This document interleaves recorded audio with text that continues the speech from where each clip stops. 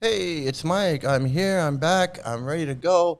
I want to be doing some. I'm gonna do another memoriam for two devotees that passed away a while ago, I didn't really even think about them.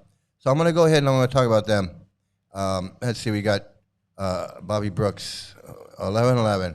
Yeah, I'm running a little behind. Hey, it's Joe Lynn. Good to see you here with the good rice. Duke of Squirrels, man. Hey, you are something else. Uh, Glad to see you here. You have really, you point out some great stuff. I got some stuff I want to talk about that you brought to my attention that I've been researching. So good to see you here. And I got a lot of other stuff too. So hopefully we can get to everything, and we can get to everything. And I got this video I want to show. I should show it right now, but I'm not. I'm going to go ahead and we're going to get to the opening, and then I'm going to come back. I'm going to show you this really cool video.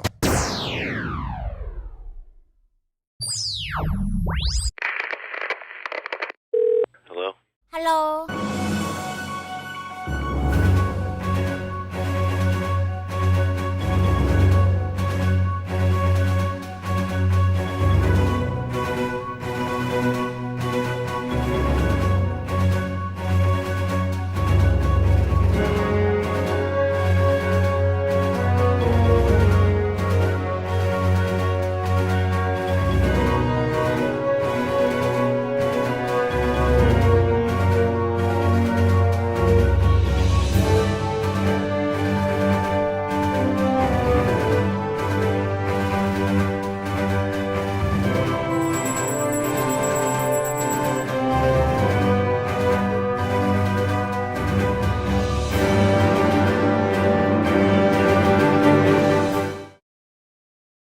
All right, so send cash, huh? Yeah. Hey, no, you know, since I've been researching, delusions and psychosis and mental illness, uh, I've been doing researching this for a while now. Hey, fake human, good to see you here. I've been researching for a while, and there's just so much. Just like everything else on the internet, on YouTube, it's an overload of information. And I didn't, and mental health, mental illness, mental health, these gurus, their mental condition, and these cults and what they do to people, it's a lot. It's a lot. There's a lot to figure out, and there's no real scientific studies on these cults and cult leaders and cult followers. I mean, there's no specific branch of study. People have to study them on their own and come to their own conclusions. And so trying to wade through all of this information and trying to figure it all out is a lot of work. So I just want to thank Duke. Duke has new shit has come to light. Yeah, I took a couple of psychology classes years ago at Santa Monica College, because I was going to transfer to like USC or UCLA or whatever, wherever I was going to go. So I was at Santa Monica, and I took a psychology class and a child psychology class. And then, I couldn't handle school and work and raising a kid and the whole thing, single parent. So that faded away. But I've always been interested in, like psychology and how the mind works and how people think, and all kinds of different things. As a human being, we're interested in a lot of different things. But trying to study this thing and try to figure things out is difficult. And Duke of Squirrels has put me through and brought some things to my attention and kind of helped focus me in a couple interesting ways that I probably would have taken me longer to get to. So I want to thank you for that. Hey, Don, good to see you, Don. Absolutely. And so we're gonna get to Subuddhi, and we're gonna get to this devotee in France that suicide. So there's like two suicides because Subuddhi was basically a suicide. But right now, I want to show you this video that I came across, and I like it.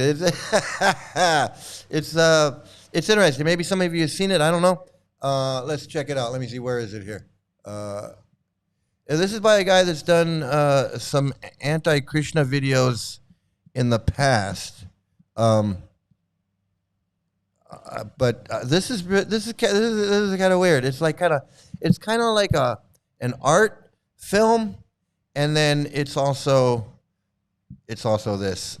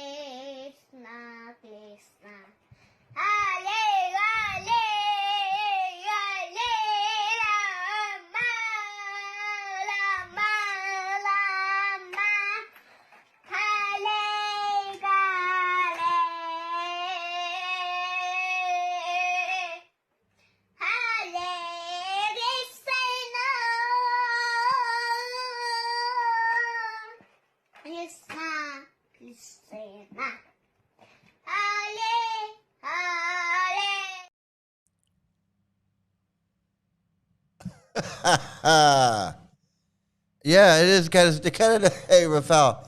Hey, good to see you here. Yeah, it's good. It's disturbing. It's ISKCON. I guess that's what it is. You know, you're like ISKCON Halloween party. Yeah, I thought it was pretty good. I don't know what that is. I'm not sure what that is. Okay, so okay, where to start? I want to start with Subuddhi. This is the devotee that's on the thumbnail. I didn't know Subuddhi personally. I knew him and I saw him all the time. He was always in front of the temple, doing something like cleaning, doing some gardening, doing something. But mostly he was in his van. He was in his truck most of the time. He was in his truck. But I would see him. He would be out doing something, shuffling between the temple, licensed master social worker. Okay, a social worker. I'd see him shuffling around. He didn't really socialize too much, but I would see him, and I knew who he was. I knew his name. I knew who he was. I only talked to him once. I was riding my bike, and I got a flat, and I was right near the temple. I was actually passing the temple, and I realized my tire was flat, and I turned on Watsika, and I saw somebody, and I said, "Hey, I got a flat. Anybody got a pump?" And they said, "Subuddhi's got a pump."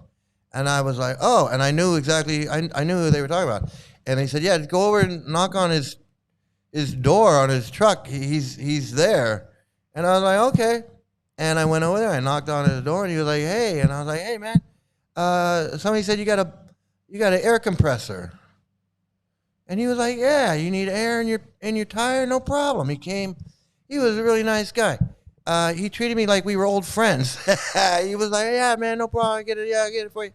And he came out. He put air in my tire, and we talked for just a moment. Like, just that was it. And I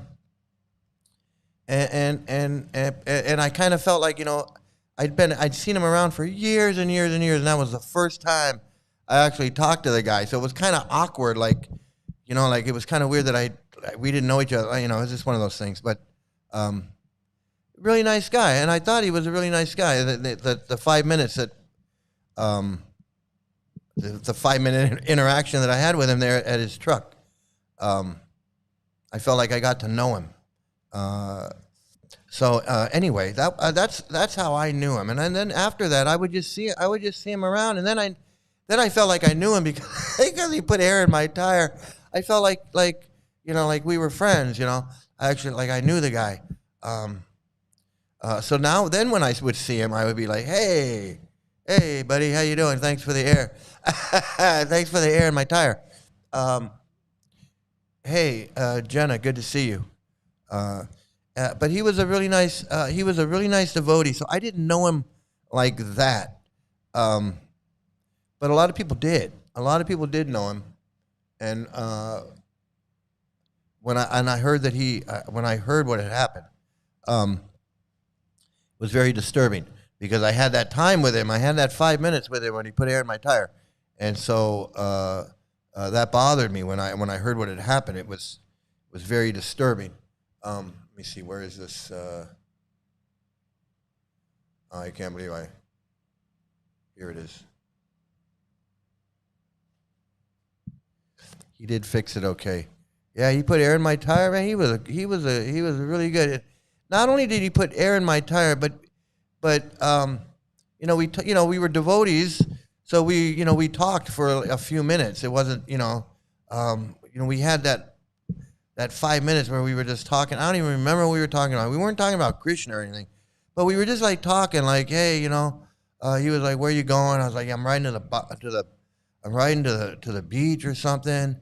And I was, anyway, we just had like small talk while he was putting the air in my tire. But I could tell he wasn't a chatty guy, but he was really cool. I thought he was really nice because I thought he was like this kind of like this hermit guy that you just didn't talk to anybody, and so you kind of figure they're kind of they might have some issues. No, he seemed like just a normal guy. He just wanted to be in his truck. He didn't want to be alone, and I get that now. I get that now. Now that I'm older, it's like, yeah, I understand wanting to be alone. It's like, just get away from me. Just get away from me. AJ, how you doing, man? Good to see you here. But what I was going to say was that a lot of people did know him, and I guess he'd been around. See, I didn't know how long he'd been around. I figured he'd been around a long time because I was around 20 years. He was there the whole 20, and he was there before I got there, and I figured he was there a long time. I figure he probably came with the temple. That's what I figured. I don't know. Even they built the temple around him. I don't know. But this is what someone wrote on the Reddit, and they said, this is, here, I'll just show you so no one says I'm making this up. So someone said, for those who do not know the story, Subuddhi Das was a talented carpenter and jewelry maker who lived at the Los Angeles temple for decades. He lived in a van in the driveway of the BBT building. He was very kind, soft-spoken, and generous. And I can vouch for that. It says, I think if he had been given proper medical care, he would have been diagnosed as heavily on the autistic spectrum. This person probably knew him much more better than I did. He was timid and socially awkward. And I would say that most of the devotees that live in vans or trucks parked around the van, and I don't mean this derogatory, or a lot of them do seem to have issues. They do seem to be maybe socially awkward, or just they just want to be kept to their own. But there was a few people I can speak of. I don't mean Bhargava. Bhargava was a really nice guy and everything, but there was a couple of Guru coolies that lived in a van. And he definitely had some mental issues. And there was another devotee that lived in a van, and I believe he had some mental issues as well.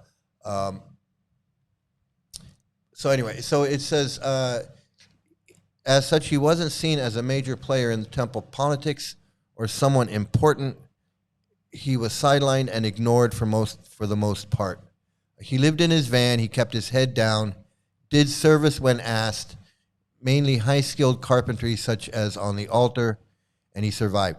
Yeah, they exploited his talents, whatever talents he had, carpentry, and I think he did some gardening. I'm not sure. But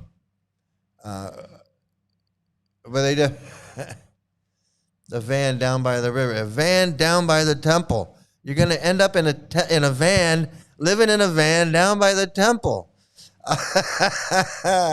You have plenty of time to roll doobies when you're living in a van down by the temple. And, and I would imagine it's like that in every city where there's a temple. There are these guys living in vans around the temple. I'm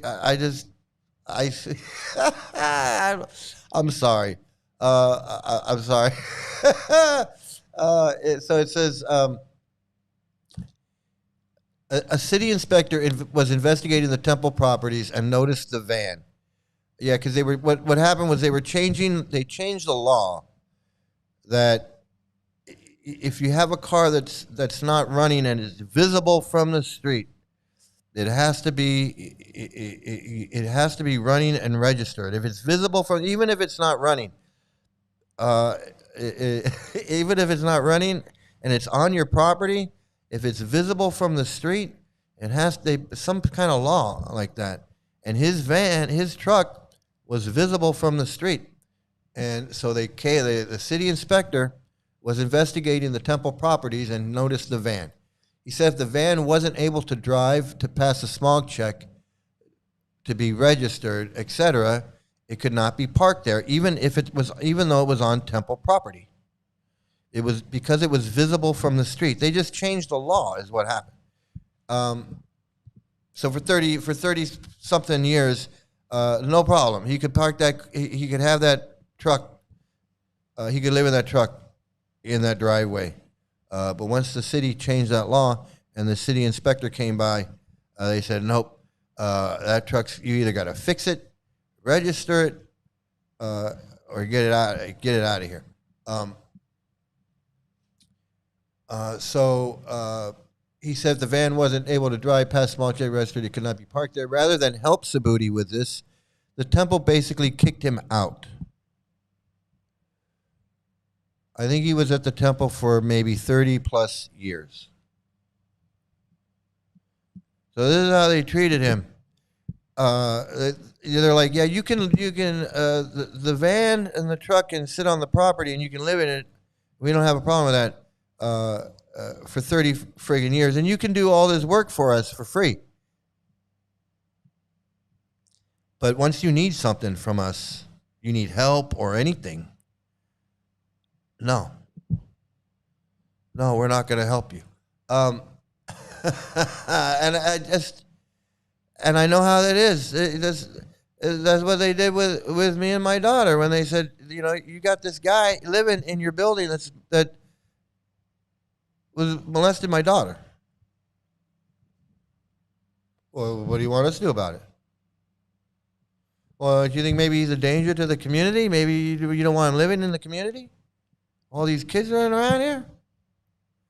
No, we can't do that. We can't do that. We got to let him live here until he decides to move because, we can't kick him out. Now, if he was smoking cigarettes, eating meat, or anything like that, well, then, yeah, we would tell him, you're breaking the rules and regulations. You're breaking the rules and regulations, and then you got to go.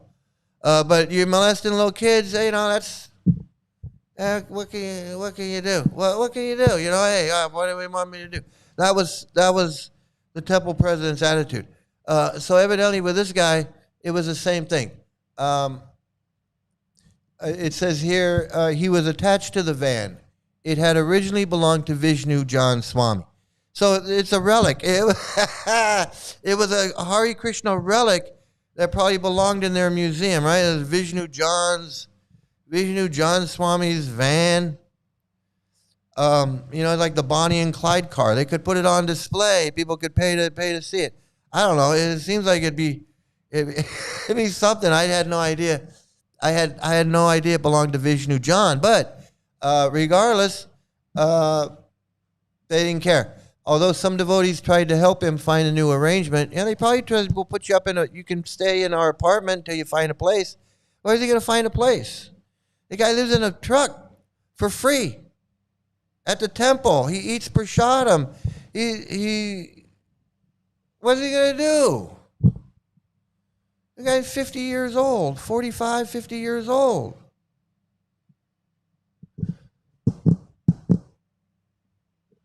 They don't think about this. People don't think about this. Subuddhi wasn't thinking about this when he joined. He wasn't thinking about, 30 years from now, I'm going to be living in a van right here. I'm going to be living in the same van. The day he moved into that van and Vishnu John, committed suicide and, the van now is definitely his now. Whenever that was, 1976, 75, 76. Became his van. He probably wasn't thinking, 40 years from now, I'm going to be in this van. Living right here. Maybe he did. I don't know. I don't know. Living in that van, being a devotee, it's like, I'll serve at the temple and I'll build the altar for you and I'll build those little elephant head things and do all the carving and carpentry work and I'll do, probably with Narayan or whatever, I'll do, and all the gardening, because I remember seeing him like watering and gardening, do all this stuff. So he was doing stuff to be able to live there, I guess, some kind of an arrangement he had going. Old Prabhupada disciple. He had to be an old Prabhupada disciple. Another example of Krishna not protecting his devotee. The guy was probably more regulated. Yeah, he was probably the only devotee on the street that was probably following 4 regular principles. And I don't know. Possibly. So it says, he was attached to the van. Okay. He found that he could not live without the van. He wanted that was his home for 30 years. Right? He was so used to it, living in it. This person says, in my view, he was older and unwell, and that was the slice of life where he found his comfort. Yeah. That was his man cave. That was his life. That van was all he had. And all the things in it that he accumulated over his 30 years at the temple. His beads, his deity. He probably had deities in there. A little ladle, a little deity, a little... I don't know, he probably had a whole little Gahansa thing. He had a whole little thing in there. He had books. He probably had his private books in there. He probably had maybe like a little TV. I don't know. He probably had that was his domain. For 30 years. You get used to it. Shit, I've only been here a year, and I'm already used to this. My little newsroom. It's like I can't imagine what they were putting him through, like what the mental thing when he was going through, and he's like, I'm gonna lose my home. Yeah, absolutely. I mean, come on, it's all he had. It's all he had. Krishna took everything from him except Vishnu John's van. And his whole life is in that van. And okay, let's go on. Oh, man. So that was the slice of life where he found comfort. I understand that completely. The mood of the temple president, fucking asshole, as with all things, was cold and uncaring. Absolutely. This guy knows the temple president pretty good. The solution to everything is to be as cruel as possible. It is. That's why I say these guys talk about love of God, and meanwhile they're just as cruel as possible. Cruel as possible. If something causes problems, just be brutal and harsh. If a tree branches require trimming, just cut the entire tree down. If a devotee is having problems, move them on. No time or money is invested in anyone or anything. Only in new glamour only in projecting. The only thing they don't have problem spending money on is projecting this friggin' image so that they can bring new people in and get more money. It's fucking bullshit. Absolutely. Man caves are very important. They're very, they're very, very important. Yabba dabba do. Yabba dabba do. So he goes on. He says, "No kindness can be shown. The devotees must live in fear for their security at all times." And that's just like, I'm gonna refer it back to this Gaurahari person. She's living in this in a fearful situation as well. She knows that at any moment her husband can turn on her, and what is she going to do? And she can never really speak her mind and say that I don't want to be in this thing anymore, because she knows what'll happen if that happens. So she's got to constantly live in this state, in this mental state. And to some extent, we were all in that state because we were all being abused by this cult in the exact same way. It was just a different level of mental manipulation, spiritual blackmail, coercion, all of that. We were all under the same delusions and illusions that Subuddhi was. Just it wasn't a truck. It was the whole thing. We were stuck in it, thinking that this is reality and this is real, and Goloka Vrindavan and Yamadutas and I hope everything's okay. I hope I really do. You're absolutely right. Okay, so I want to get back to this. So again, he says, no kindness can be shown. The devotees must live in fear for their security at all times. So this is draining on a person. This is draining on a person's mental condition. 30 years. This could have happened to Subuddhi at any time. It could have happened to him at any time. They could have changed the law in 1984. And they would have came and said, hey, you got to move your van. Or it could have happened in 1994 or 2004. That's, okay, so it says here, so Subuddhi found he was losing his home and had nowhere to go. He couldn't take it, and he chose to commit suicide.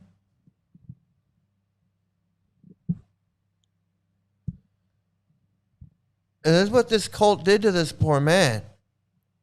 Drove it after 30 years, after 30 plus years of living in a van and giving his life to Prabhupada and Prabhupada's movement and the GBC.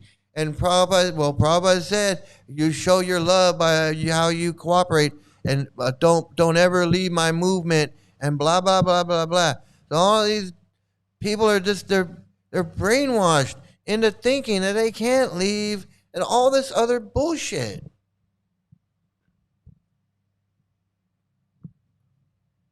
Over what? So you can live in a van for 30 fucking years, and then when the shit hits the fan, when the shit hits the van, you ain't got nobody on your side, man. Not the temple president who's been acting like your buddy the whole time, not Sura, I don't know. It says here that Ratnabhusha did something, but I wasn't there, so I don't know.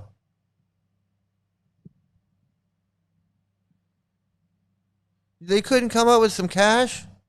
They couldn't say, hey, we're going to tow the truck to this place to get it fixed and get it running. And you can stay in this apartment, or you can stay in the ashram, you can stay somewhere. The temple put him up somewhere, damn it. And tow his van and get it fixed. The fuck? Why is that so hard? How about telling the Indian dude, hey, you touched that little girl. We want you to move out. You can't do that.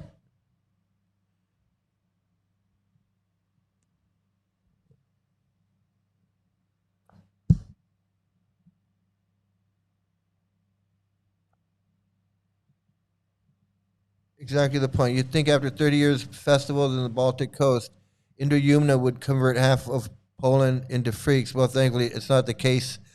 Yeah. Yeah. You know, he doesn't, he says he's on a preaching to him is as long as he's got his women around and he's getting his prasadam, like you said, he's got his yummy, I got my yummy prasadam and I got my little ladle.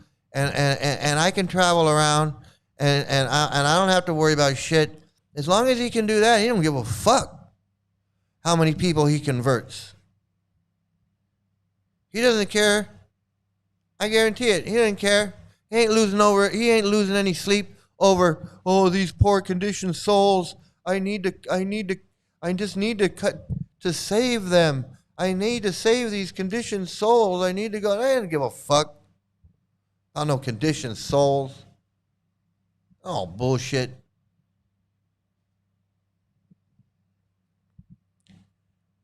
You know what I mean? They all got their own, one guy, his whole thing is writing books and selling books and being fucking Professor Guru. And the other guy is being, Mr. I open temples and I'm the spiritual leader guy, and the other one is like I'm the walking monk guy, and the other one is I'm the whatever. They all got their bullshit. Like why? It's stupid. Like why so many of you guys? I don't understand why you got so many of you guys. I could understand, like. Maybe one or two. You got one or two, maybe three. Okay, four guys. 4 you guys running around claiming to be, but like 100 of you guys running around. That's a fucking scam. It's a fucking scam. It's a scam. It's a scam. So typical. You leave it all behind to be part of this dumb cult just to lose it. To lose everything. Your family, friends, spouse, children, your material possessions. Subuddhi lost his life. Subuddhi, he walked to the nearest police station. He milled around outside the entrance gate where the officers drive in and out. It was the Culver City Police. It's right like 3 blocks from the temple. Literally 3 blocks from the temple. He walked to the nearest police station because you could walk there. 5 minutes. He milled around outside the entrance gate where the officers drive in and out in their squad car, and they got a big mural of a police officer harassing a little black kid on the side of the wall. The white police officer is harassing a little black kid. Little black kid's got a basketball, and the officer's like obviously suspecting him of something. Where the officers drive in and out of their squad cars. He waited for a cop to pull in, and he slipped through the gate behind him. When the cop exited his vehicle, Subuddhi pulled out an old pistol and pointed it at him. Now, I don't know where Subuddhi got this pistol from, but hey, devotees are kind of violent. They tend to be violent people. Subuddhi pulled out an old pistol and pointed it at the cop. The officer shot him and killed him. It was suicide by cop. And then now this is the part that I did not know this part. Now I knew all that other stuff. I didn't know quite 30 years. I didn't know it was Vishnu John's van. I didn't know about, the temple.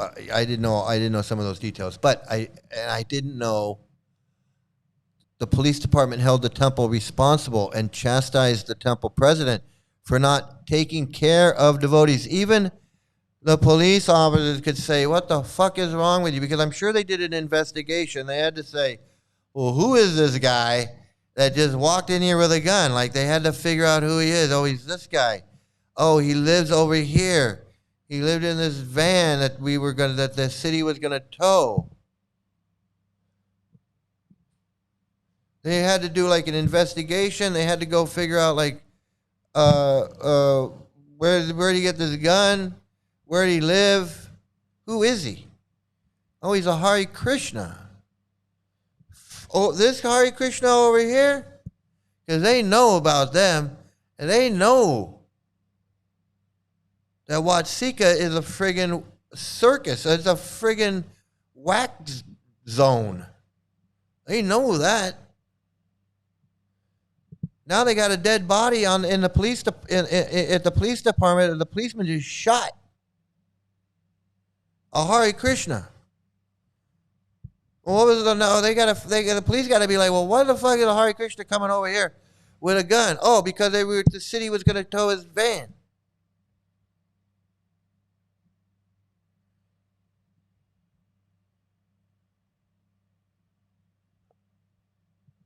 Exactly. When the shit hits the van, you lose it all and end up in the streets. How many devotees have we heard about that are just milling about around the temple because they, for whatever reason, they don't fit in, but they can't leave. They're still stuck with the residue and the blooping. Like, I don't want to bloop.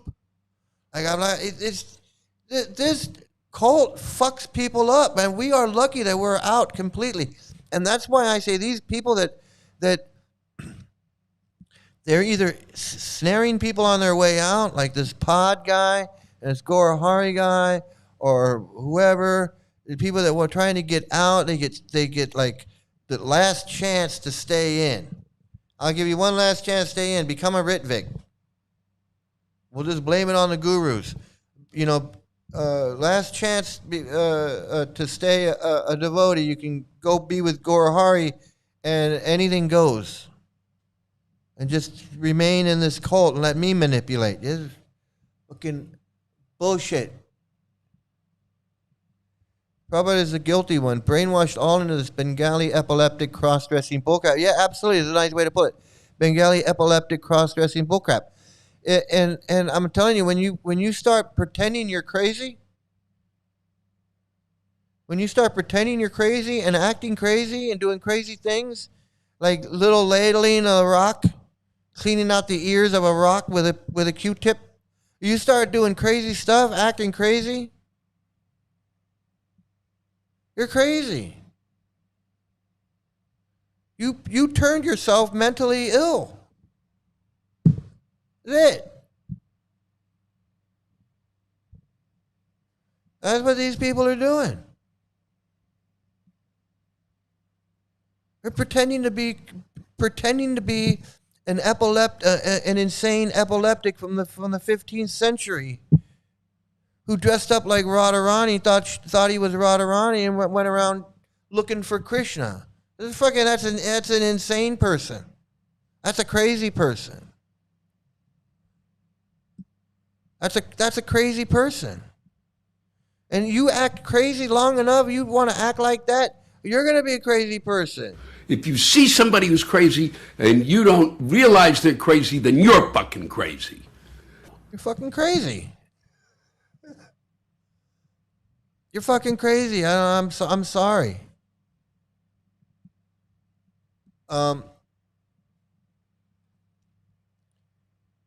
So this person finishes up saying the temple authorities saw no value in Subuddhi. They don't see any value in anybody. They only see the value in your service. It's not you that's valuable, it's what you're doing that's valuable. Ratnabhushana is not valuable. The fact that he can build a Ratha Yatra cart by hand is valuable. Ratnabhushan, I don't give a fuck about him. Sura, I don't give a fuck about Sura. The only thing they cared about Sura was that he could run the BBT. He could run the BBT. His service is what they care about. They didn't care about him.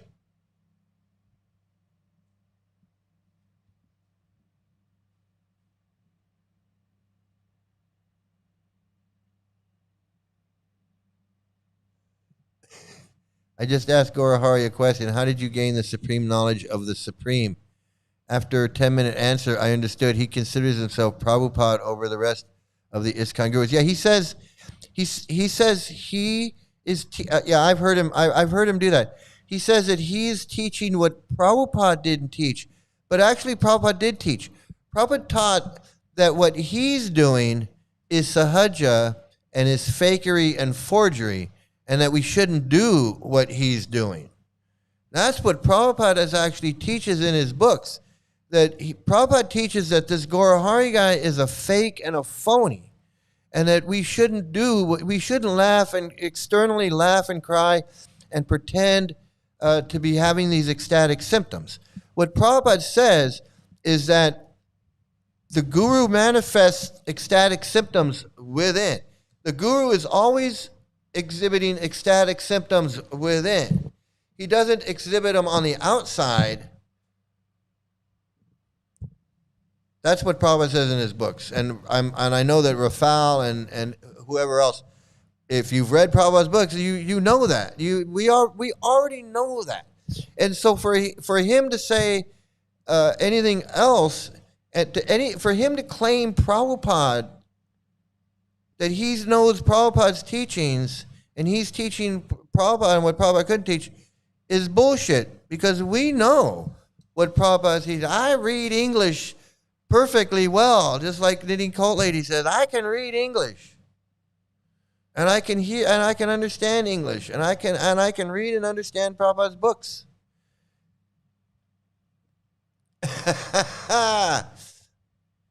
But yeah, he absolutely. Indrayumna Palooza Festival workhorses in Poland festivals mostly come from Ukraine and Russia. There is only a handful of Polish clowns, perhaps 20 or 30 people out of a total of 250 cult participants. Yeah, he doesn't, that's why I'm saying, like, you understand because you were there. For Indrayumna Swami, this is a business. This is his job. It's a business. It's guru business. That's what Salochan wrote about 40 fucking years ago. The guru business. That Prabhupada and they're not the ones that started it. Friggin' Bhakti Siddhanta, Bhakti Vinod. They're the ones that started this guru business. That we're gonna have a religion and we're gonna all around the world and everyone's gonna be this Hindu, this bullshit. I asked Gaurahari why he doesn't have a mass of young dancers chanting before him. He basically said he didn't have the resources the other bogus gurus have. Plus, their devotees are forever novices. Yeah, I heard him say that. I said that before. I said he wants everything that they have. He just doesn't have it. He wants everything they have. He wants everything he does.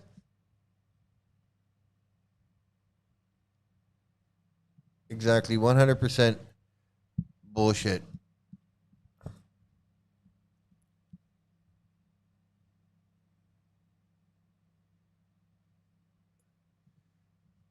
Pretenders are forever winners. Yeah, fake it till you're Vedic. Fake it till you're Vedic, man. Absolutely. Yeah, exactly.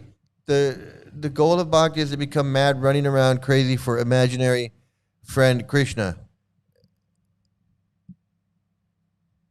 Yeah, I'm gonna get to that. I'm gonna get to that. Yeah, I looked that up again. I knew that this laughing and crying was bullshit. And so when you mentioned that, Duke, I immediately said, let me look that up, because I know that this, and I know that when that people who act crazy can become crazy.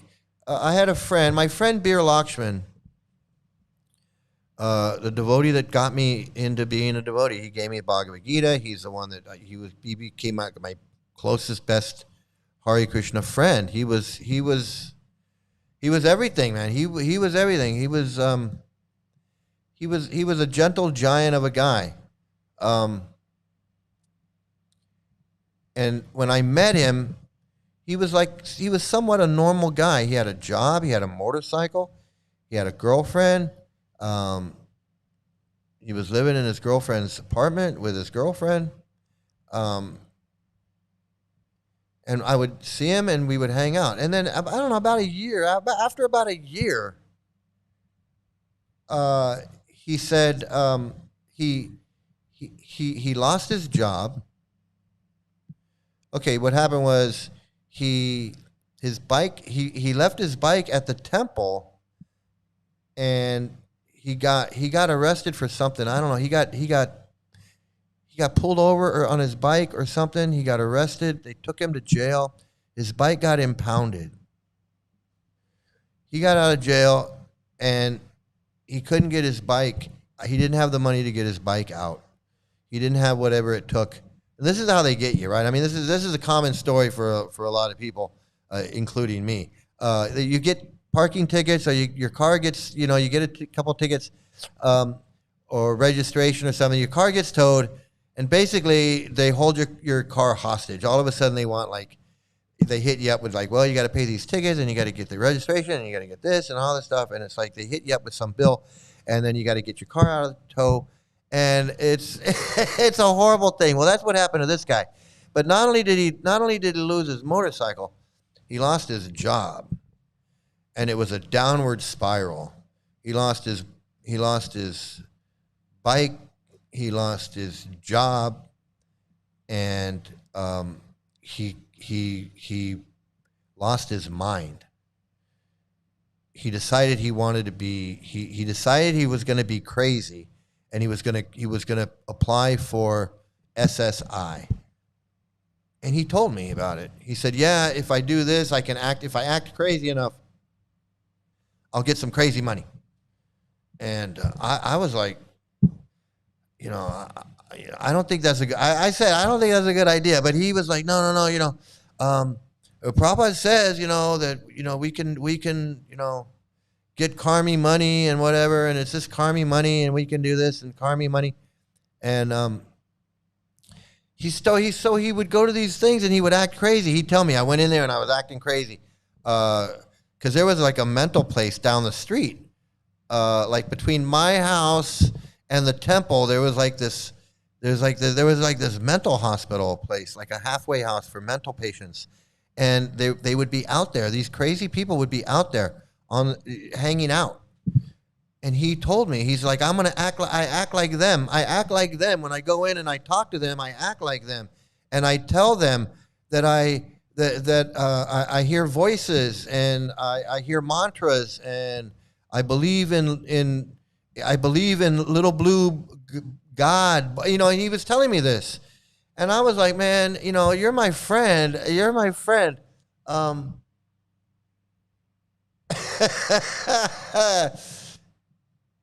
It's true, devotees were doing this shit. Yes, he told me.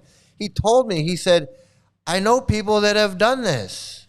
He's like, what's his name gets money, and so does it, and he's like, I'm gonna do it, and I was like, you're nuts. It took him a long time because it gets denied. You get denied and denied and denied because they want to figure out if you're really crazy, and you got to be really crazy.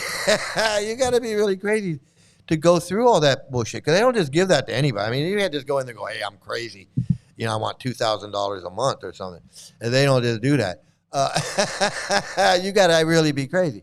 I reckon Gorhari is receiving crazy pesos from them. I don't know what he's got something going on. So my friend, after about 2 years, and after about 2 years of acting crazy, he actually went crazy. I mean, he really went crazy. He was really nuts. he got his money. He got his money, and we went to India. He's like, I got my money. Let's go to India. And I was like, okay, let's go. And we went to India. But he ended up being crazy. I mean, seriously nuts. Like he couldn't get a job if he wanted. He was just completely out of it. By after 2 years of acting crazy, and he finally got his money, he was really crazy. I mean, they gave it to him because he was crazy. Psychiatric malingering is easy to test, but keep up the game and you might get it. Yeah, that's the key, is you keep it up. You just keep it up and you keep it up. And that's what he was told. You got to just keep doing it. Just keep doing it. He kept doing it. And he went and he got his money. He got his money, but he was really nuts. By the time he got it, he was nuts. He was actually nuts. I mean, and so what you were saying about this Gaurahari character is that this laughing and crying, when you start mimicking a crazy person, because that's what crazy people do. Crazy people, they alternate between laughing and crying. This manic episode where they're like, right, and it's like their brain is misfiring. Their brain is misfiring, and so they have these manic episodes where they're going through these stages or phases or whatever you want to call it. So 2 years of pretending and went cuckoo, truly mad for Krishna. Yeah, absolutely, absolutely. I'm not joking about it.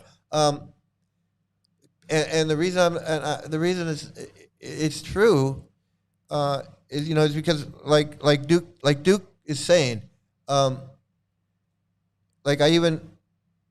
looked it up. I looked it up on the internet, and it's called. So it has a name. It has a name, and it's called. Where is it? PBA, pathological something, pseudo Bubler. I don't know, but it says here, stimulating the limbic system can cause simultaneous laughing and crying. And yes, extensive limbic disruption can lead to grandiose or delusional thoughts. Because the limbic system serves as the brain's fundamental network for both generating emotions and evaluating reality, a single source of overstimulation, such as a seizure, brain lesion, or electrical mapping, can cause these two phenomena to happen at the same time.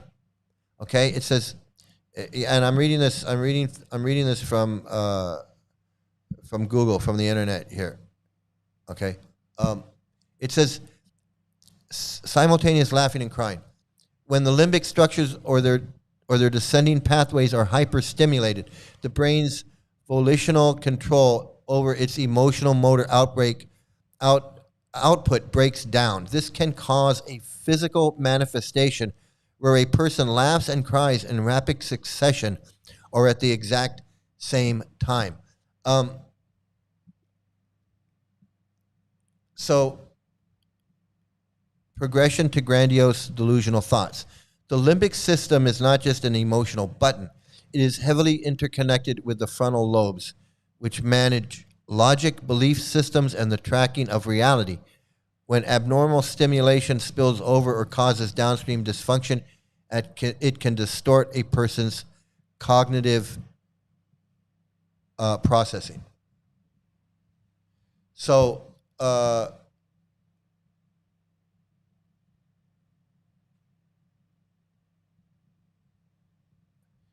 yep, that's a reality. I heard many devotees living off the government. Very typical. Yeah, they okay. So here's the paradox, right? I'm saying they're actually crazy. I'm saying they're actually crazy, but they're not permanently disabled. That's the difference. They're not permanently disabled. They're temporarily in a delusional state. And once you remove the contagion, you remove ISKCON, you remove Prabhupada in his books, these people will go back to normal the same way we did.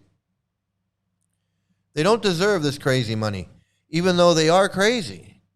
It's a self-induced, they are crazy, they're delusional. Look, these guys are delusional and crazy, but they can be cured. It's not terminal. It's not chronic. It can be reversed, just like we were reversed.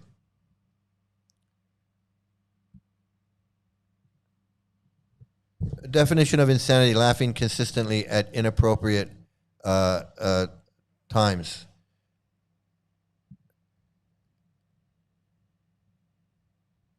Yeah, here we go. They can actually train the brain to limbic firestorm, then come back to reality. Yeah, it's fake it till you can't fake it no more. Yeah, this is what I'm saying. This is what I'm saying. They're faking Chaitanya's epilepsy, which is causing them to have delusions. It's as simple as that. The brain, our brains are a complex organ that we don't fully understand, and it's easily manipulated, it's easily fooled, it's easily coerced, it's easily tricked. The mind, the brain, our reason, our logic, all of these things we can easily become confused, we can be misled, we can be manipulated into buying a certain brand of whatever. You know, I'll tell you, this is how the brain can be so manipulated. When I first moved out on my own, and I'm sure everybody had a similar experience. When I moved out on my own, the first time I went shopping, and I had to buy my own shampoo and stuff like that wasn't part of what my parents were buying, like bath soap and laundry detergent and cooking oil or cooking, anything that had to do with cooking or food brands. You know, I a lot of that stuff, my mother and my father, I grew up using certain brands. So when I was turned 18 and I moved out of my house and I'm living on my own, I went to the store and I'm looking at the aisle and I got all these brands to choose. And I start choosing all the ones that I grew up with. Well, this is what I used when I was growing up. I use this soap and this cooking oil, and we use this at home, and I wash my clothes with this type of, because it was all conditioned into my brain. And it was so easy. They didn't even have to, I didn't even have to think about it. I was brainwashed to use those products before I even knew what a product was. So I just went in there and was just buying all the stuff that my mother and my father, or whatever, I went to the gas station where my dad went to get gas. I bought the the tires that my dad bought for his car, the oil. I changed my oil. I used to change my oil, the oil that my dad, whatever it was. It's just because we're just manipulated. Our brains are manipulated. I don't know what kind of oil to put in my car, but I know my dad used Pennzoil or whatever the fuck it was. So I'm going to use that. I don't know. So we're brainwashed and manipulated by all of this bullshit. And our brains, you start pretending you're crazy, your brain doesn't know. After a while, your brain doesn't know you're acting, you're pretending. You become nuts. And I saw it in my friend. He actually went nuts. He was a normal guy when I met him, and I could talk to him and I could have a conversation with him, and he was like a normal guy.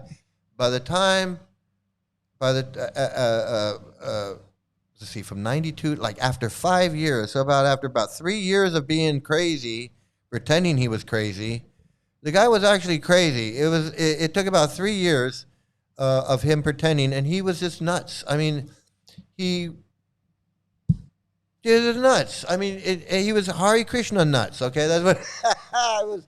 Chaitanya's epilepsy, that's what we'll call it. We'll call it Chaitanya's epilepsy. That's when a Hare Krishna gets on government disability. They give you They give you Chaitanya's epilepsy. That's what we call it now.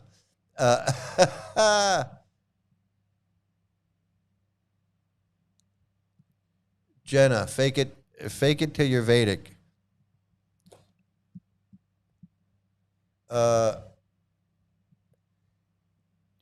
Chaitanya Charitamrita, 16th century handbook on epileptic fixation for bhakti freaks. Yeah, and you know, we laugh and joke, and I'm laughing and joking, and I'm talking about this, but you know what? Subuddhi actually killed himself over this bullshit. And I'm not saying they're laughing and crying, but over this Chaitanya stuff, over this bhakti yoga, this, oh, you can leave anytime you want. Oh, we're not a cult. Oh, there's no manipulation. There's no coercion.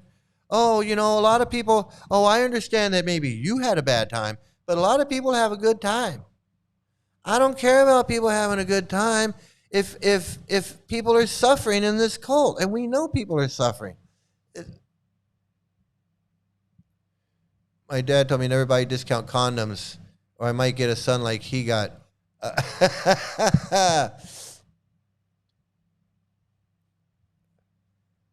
Yeah.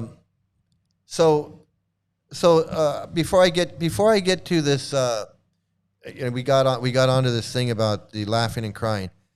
Before I move on to this other woman that passed away, I want to give. I want to show. Where is it? I want to show this. This is. Made Chaitanya was suicide. Yeah, he killed himself when he entered into that deity. He's like, yeah, I think personally, I think he had a seizure, and when he was in the water, he had a seizure. He gulped some water, he drowned, never found his body, or they found his body and they just you know, at the time, I don't even know if he was a real person, to tell you the truth. So I don't want to get into that whole thing. I'll have to do a whole show about that. But I think if he was a real person, I think he just drowned in the ocean, and they never found his body, and they made up some stories. That's it. That's it. That's it. But speaking of laughing and crying and acting a fool and thinking that is the way to go, and that you're not going to go nuts, and that you're not going to have delusions, here he is right here.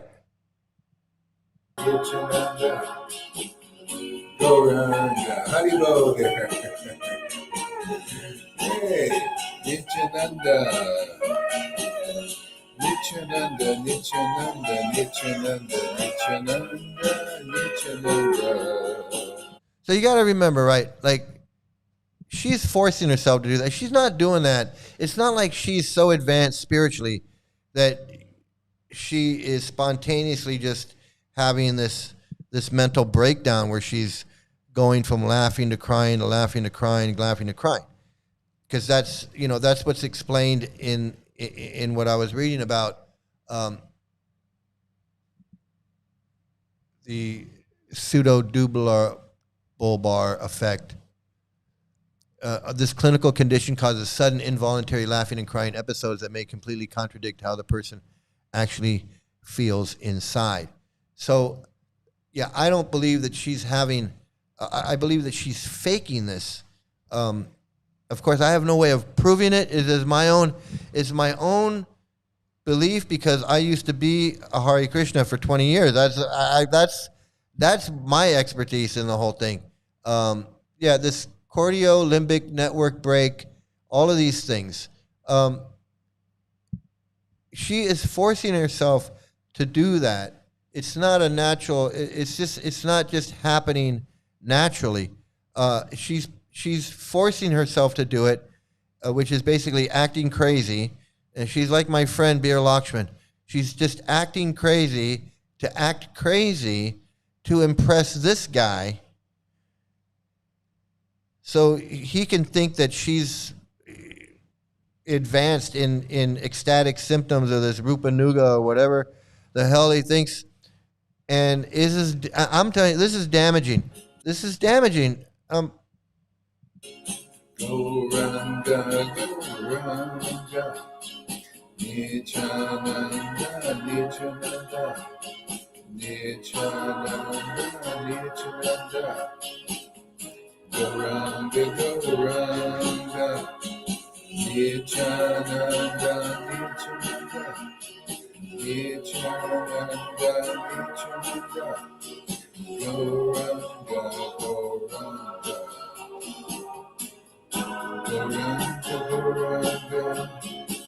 Okay, yeah, that's mental illness. That is a mental illness, whether it's self-induced psychosis, self-induced schizophrenia, self-induced whatever it is.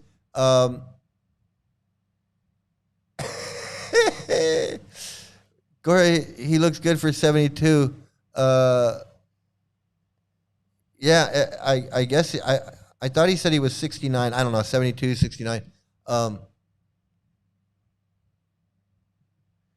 I read another book on Chaitanya. Apparently, Jagannath temple priests killed him within the temple grounds. They were running out of business due to thousands were going to his epileptic crowds. Yeah, I never heard that, but that's interesting. I mean, that's really interesting. People need to know that joining cults doesn't cure your mental health issues. It doesn't. It doesn't. And it doesn't cure. And listening to a karaoke version of My Sweet Lord and chanting Nityananda to it doesn't do anything. It's not spiritual activity. Okay, that's not spiritual. It's Gauranga, Gauranga, Nityananda, Nityananda, Gauranga, Gauranga, Nityananda, Nityananda. it's so sad. It's so sad to see such deluded people that need mental help. He needs mental help and she needs mental help, and I don't know which one. Needs more help, her or him. I feel he's more dangerous, but I feel like she needs more help. It's somebody call a mental asylum. I know, Tim. I know, absolutely. Okay. Yeah, I read. Okay, I read an article about that, and that's all. I read that, and it's all. That was all nonsense. So that's not it. The whatever they did to test the bones or whatever. It's not.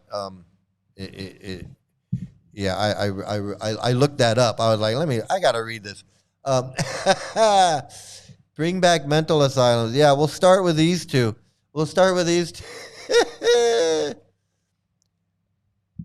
If she's crying, he's playing Scrabble. I know he's checking his Bitcoin, and she's crying. This is too funny. Okay, so I'm going to move on, and I'm going to tell you about this other death that I did not know about, and I just read about it, and it was it's this. Okay, I first read about it on. I don't know if it was the Reddit. I guess it was the Reddit, and then I looked it up. And I read on tragic suicide at ISKCON Mayapur. Another suicide. There's another person who feels like they got to just end their life. And and I can understand people, medical conditions and all kinds of stuff cause people. And I'm not against suicide. But if you're committing suicide because of this cult, I'm against that.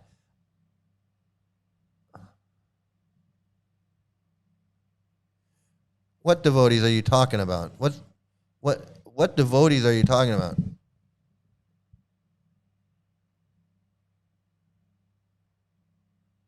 I had to get back to this. These devotees are very humble and selfless. Who's humble? Who's humble and selfless? Who's humble and selfless? I gotta hear that answer. Who's humble and selfless? And who are you and who's your guru? That's what I want to know. Who's your guru? And who are you talking about is humble and selfless? Huh? I'm about to read a story about a person that committed suicide because of this fucking disgusting cult. And you're talking about how these people are humble and selfless? You got to be kidding me. You're going to tell me that this guy, you're going to try and tell me that this guy is humble and selfless? This guy who says that he's a super white Hindu Jesus is humble and selfless? Devotees of Krishna? You get the fuck out of here with that bullshit. You're another one of these brainwashed fucking wackos? The fuck is a devotee of Krishna? A devotee of someone that never lived, a fucking imaginary person whose stories about stealing little girls' clothes and having a sex orgy down by the river. You worship that? You worship that?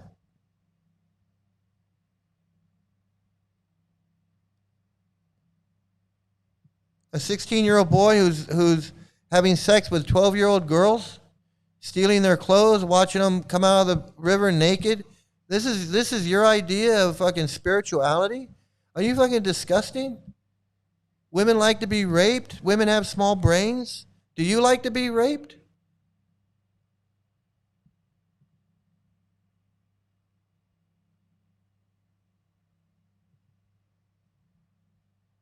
Pee Wee Herman speaks.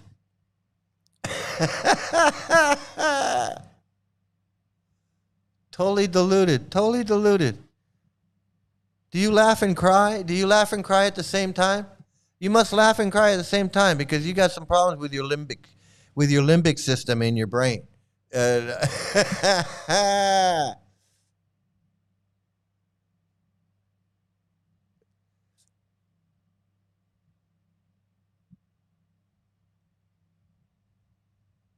Yeah, they come in and make crap statements, and then they don't want to troll time, and they don't want to say anything.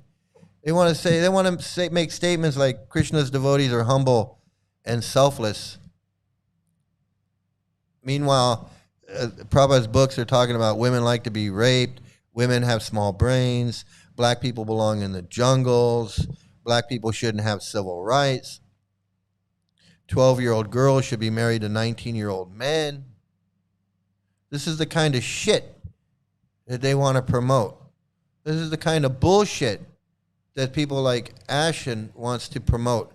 Wants to come in here and promote this sexist, racist, pedophile, gurus molesting little girls, coming in here and talking this bullshit.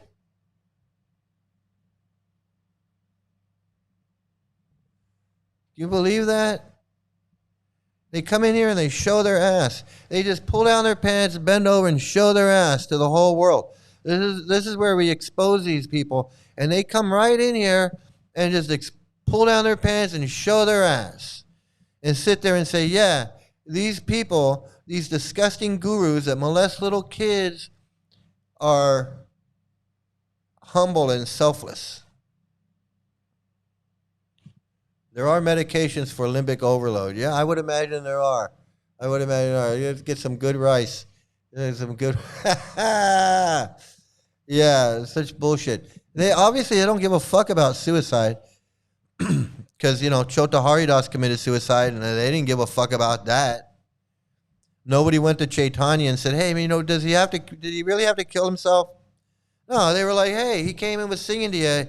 His ghost came and was singing to you, so I guess that's a good thing, right?" Good. What the fuck, man? These people are crazy. Because the whole world gone crazy! Am I the only one around here who gives a shit about the rules? These people are crazy. Okay, so let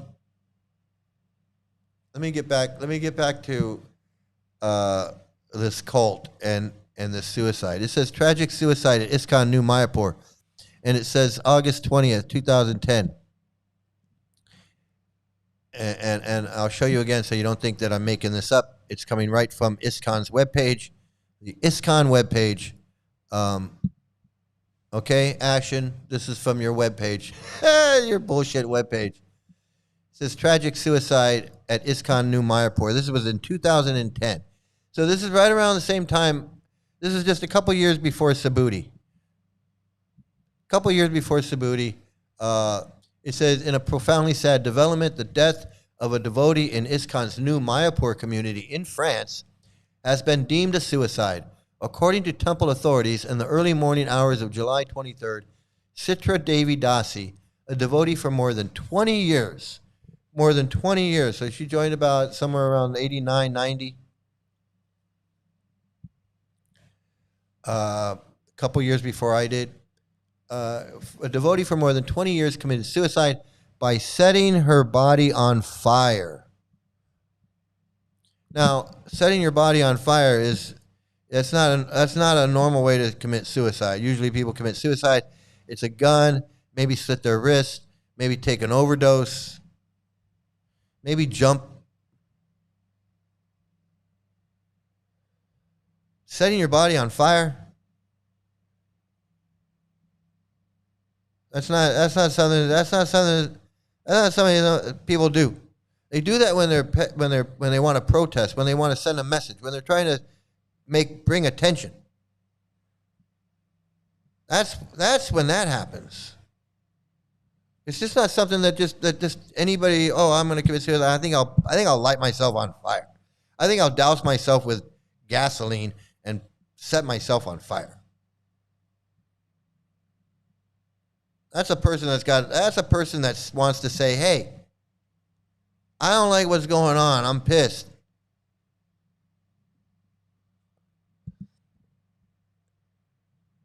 Citra Mataji joined ISKCON in Spain more than 20 years ago. For many years, she has been serving their lordships at New Mayapur with great dedication and in a very devotional mood.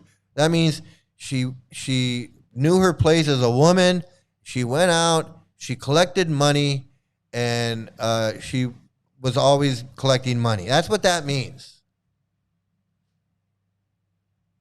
Her life was very simple and centered around Krishna. That means they didn't give her much.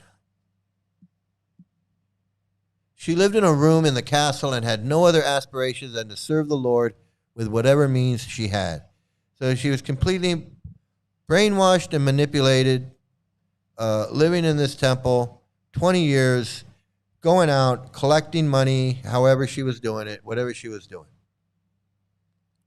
I feel really sad. I'm already sad. It's already a sad story. Already a sad story.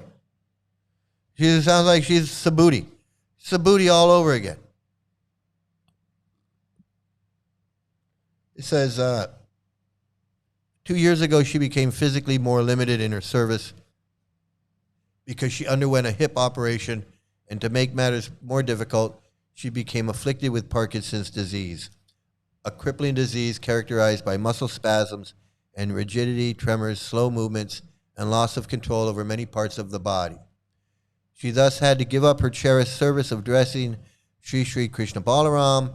Gradually, she had to phase out all her pujari services, but she nevertheless continued making garlands and was even taking care of Tulsi Devi as much as she possibly could.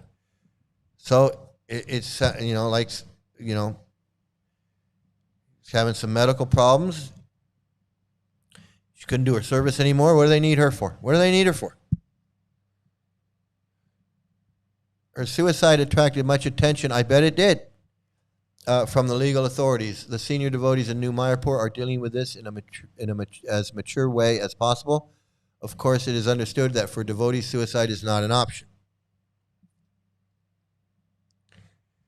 The general consensus among devotees is that Citra's motivation for this dreadful decision was that she felt herself becoming a burden to others. It seems that because of her physical limitations, suicide by fire was the most accessible means. I don't know. This terrible incident should also be taken as a lesson that ISKCON's Europe devotees must start to seriously consider what we need to do in order to provide proper facilities for our devotees who have served for a lifetime but who can no longer do so. Aged and sickly devotees should not become so isolated that they become overwhelmed by the idea of themselves being a burden. I don't think she committed suicide because she had Parkinson's disease and she couldn't do her service anymore. I think something else was going on. And I don't know what it is. Has the whole world gone crazy? Has the whole world gone crazy? Am I the only one around here who gives a shit about the rules?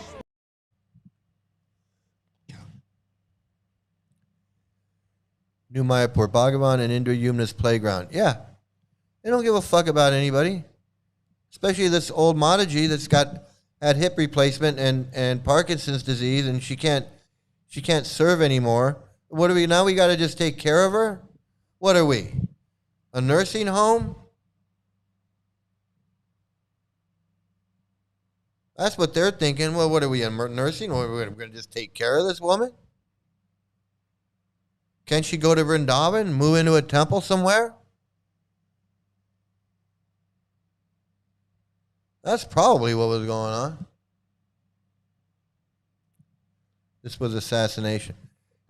Who knows what? I mean, hey, you jump, I don't know. Ouch. Poor lady. That's a horrible way to go. Yeah, it is a horrible way to go. That's diabolical. It is. It's diabolical. I mean, just because she had Parkinson's disease and she couldn't do her service, she's gonna go set herself on fire? You want me to believe that? I mean, I believe a lot of stuff. I believe there's a demon head eating the moon. I'll believe, that this epileptic guy in Bengal was Krishna. I'll believe a lot of stuff, but you want me to believe that this woman set herself on fire?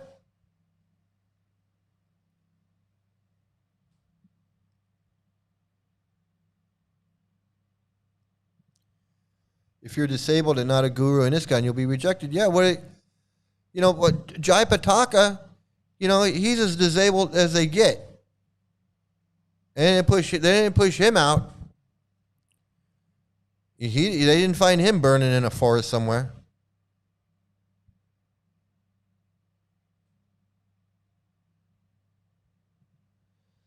All the stories in the Puranas are metaphorical and hold spiritual truth that only sane, logical minds can decode.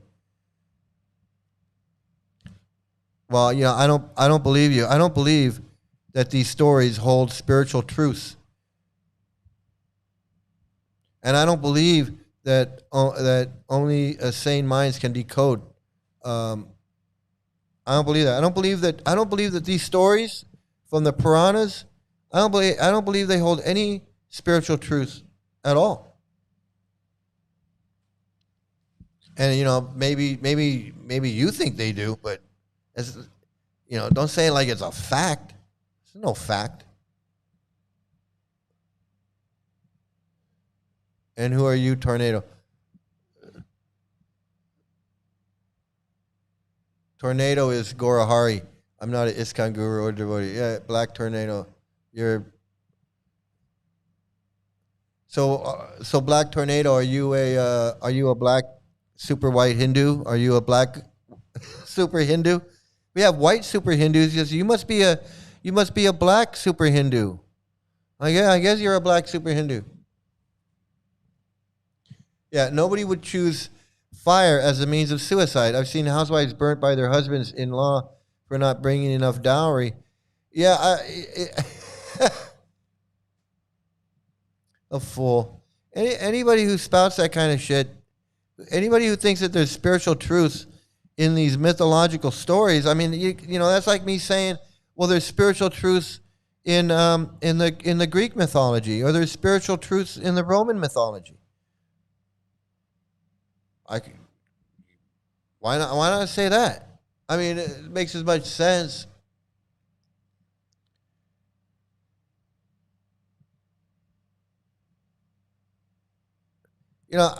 I wonder why people like the Black Tornado wants to come in and make statements like they're an authority, but then they don't want to say what they are, who they are. I'm just some voice coming down from a cloud, Well, who are you that you're making these statements? Like you want to make these statements like you're an authority. So what authority are you? Who's your guru? What authority? not an ex-ISKCON, but I read their books in the beginning of my spiritual only to realize I wasted a year fasting on every Ekadasi hoping for a breakthrough of some kind.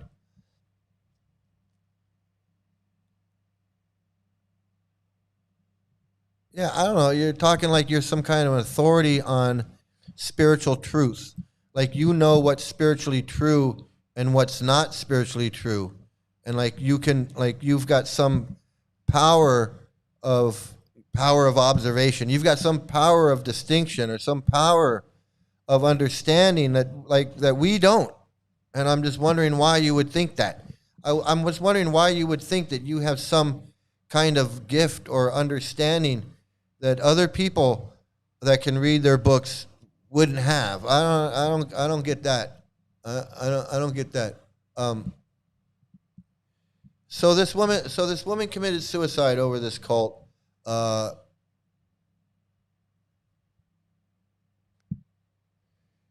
But you know what? I wasn't happy with that, and I looked it up, and I found this. Srila Prabhupada said, those who have given their life for Krishna should be taken care of at the end. So, for myself, I am very near now the end, as so many of my friends and so many of you, your friends, we have joined so young. Another woman that's been in that movement forever and looks miserable as can be. Isn't that something? Who would have thought? Who would have thought we'd see another woman that looks miserable? Goddamn demon. Absolutely. So, absolutely. So this woman, I knew her, and she's got the truth about what happened. Unfortunately, she speaks really slowly, and it takes her a long time to get the story out. But she knows what happened. She knows what happened, and because she spoke out and made these videos, she got banned from ISKCON. So now she's in the same boat. This woman is in the same boat. She's getting older. She got kicked out of ISKCON at an old age. She doesn't have anything because her whole life was ISKCON. And all because of this other woman committed suicide. And she spoke out. And now look at her. And that's this. I mean, I don't know what to say. I don't know what to say. Calcium supplements for Mataji. Absolutely.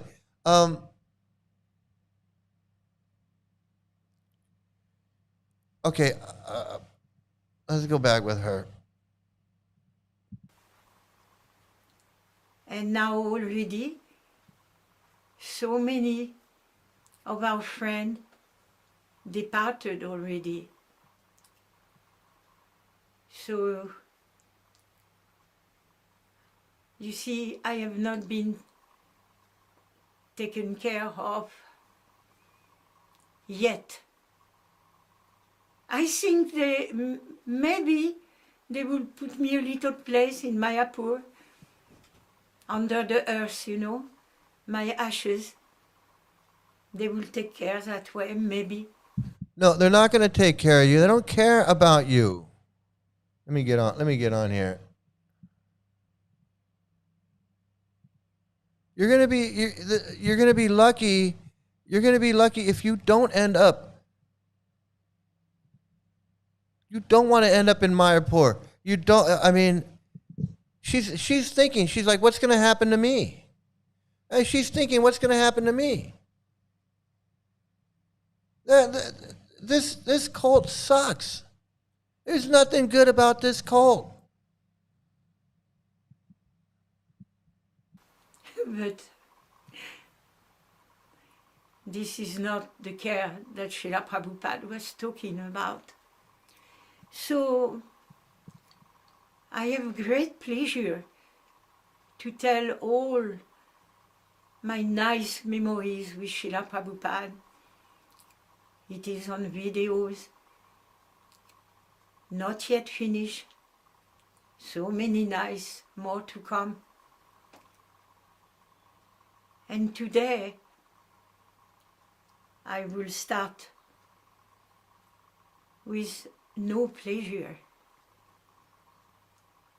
The story, the true story of Citradevi Prabhu, who immolated herself on a stalk in New Mayapur. So I feel it is my duty to tell the true story, because somehow Krishna made me witness. You will see. So many lies around. You know, she's delusional. She's delusional about the future. Not. I feel sorry for this woman. She's having.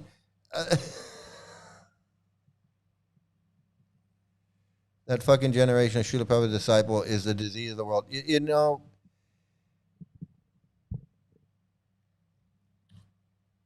Look at this woman. She's been a lifetime in this cult. The shit that she's seen, she wears it on her face. You can see the sadness in her face. You can see the worry, the sadness. Now, and here at the, she says at the end of her life, she's like, I don't know how much longer I've got. We're all getting older. She's like, I don't know what's going to happen to me. Maybe they're going to give me a place in Mayapur. They're not going to give you anything. And she already knows that. She's saying, I hope they give me something. I hope my ashes go to my... No one's going to care about you, lady, and I'm sorry. We care about you more than they do. I don't even know you. But I feel sorry for you, and I wish you could get out of this cult. But you've been in it for 40, 50 years. 60 years in this cult. And the shit that you've seen and you haven't left yet, and you know the truth about this woman that committed suicide, that burned herself, just like this Hladini was murdered in Africa. And there was a woman that knew and tried to tell the story, and they shamed her and kicked her out and tried to tell her that she was crazy and this and that. Same thing with her. She's like, I want to tell this true story, that there's a true story. She says that there's a true story. She knows the true story. Just that it takes her friggin' an hour to tell it. And it's a 5-minute story, and it takes her an hour.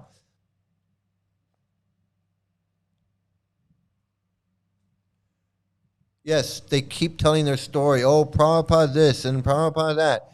Just like the guy that got me into it. Telling me how great Prabhupada was. Bir Lakshman, who went crazy. He was the same type of person like her. He was the nicest guy ever. Telling me, oh, Prabhu, I cooked his lunch one time. He came to Dallas and I cooked his lunch. And I was so nervous and I didn't know. And they came and they said, oh, you got to cook Prabhupada's lunch. He wants his lunch now.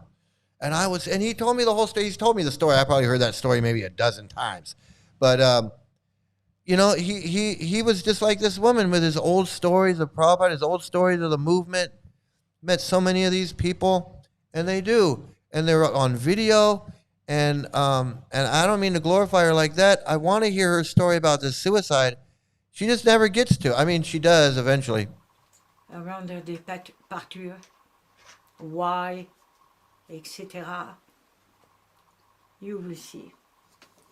So you will take a few videos. So now I have put some notes to try to remember. This is a tragedy, and it is very important that we know our history, you see? So that we can go on with the nice things, so many nice things. What nice things? What nice things? These people are delusional. That's why I say they're delusional. You know, you can see the sadness on her face. It's a lifetime of being miserable and sad, pretending to be happy when you're not, and it just convince themselves that it's some kind of this, somehow it's transcendental bliss.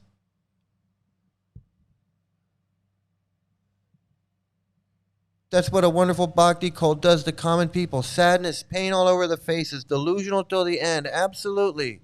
Absolutely. It's so sad. It is so sad. You know,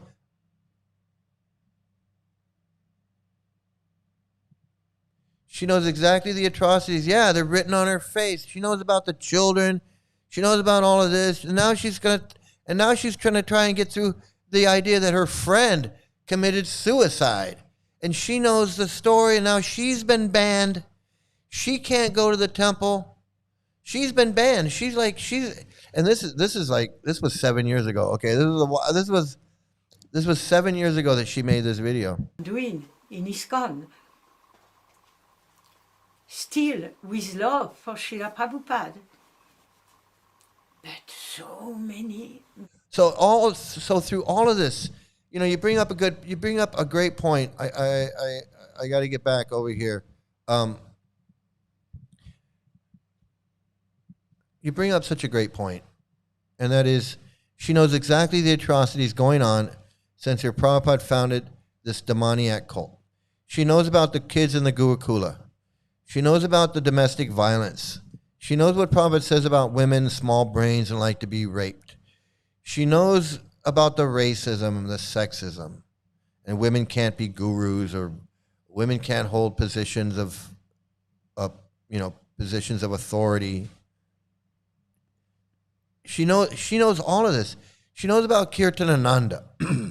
She knows about Lokanath. She knows about Bhagavan. She knows about Indrayumna and his little girls. She knows about Vidyapurna Swami and Bhavananda and Kirtananda and Salochan. And she knows about Halindini. She knows about all of this stuff. She knows about all of this stuff. And she even knows... Bad things also. And she knows that her friend, this devotee, set herself on fire. She was there. She knows the story because she was there. And now she's been banned. Now she can't even go to the temple and get prasadam or go to kirtan or do whatever. Now she's kicked out. But does she come to her senses throughout all of this? Does she ever say, hey, maybe this is a bunch of bullshit?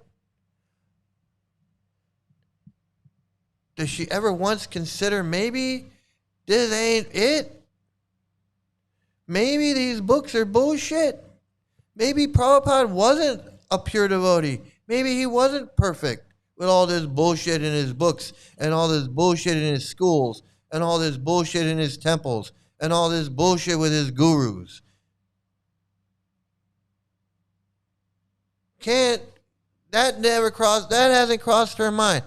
And she could end up killing herself too. This woman could be a couple years from committing suicide. Just like Subuddhi, just like Jagjivan.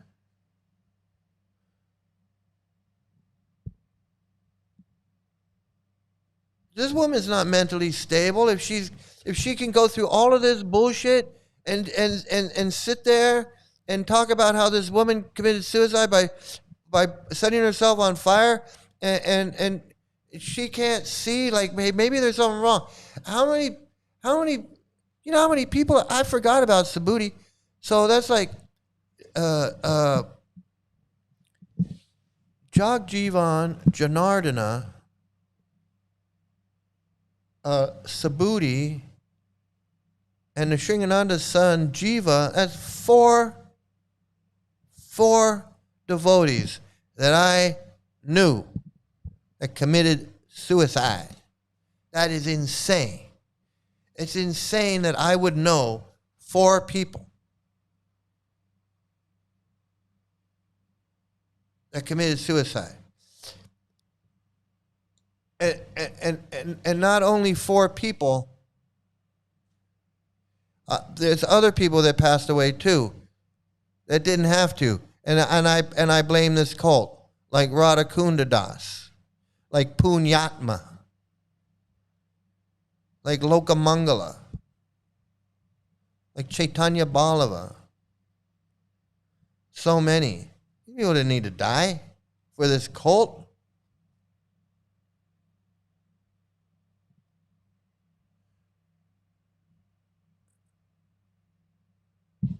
That's what I'm saying. Anybody in this cult is not mentally well. Everybody in the cult is not mentally well. You're Dagmar's husband. If you're in this cult for 60 years, you're gonna go crazy.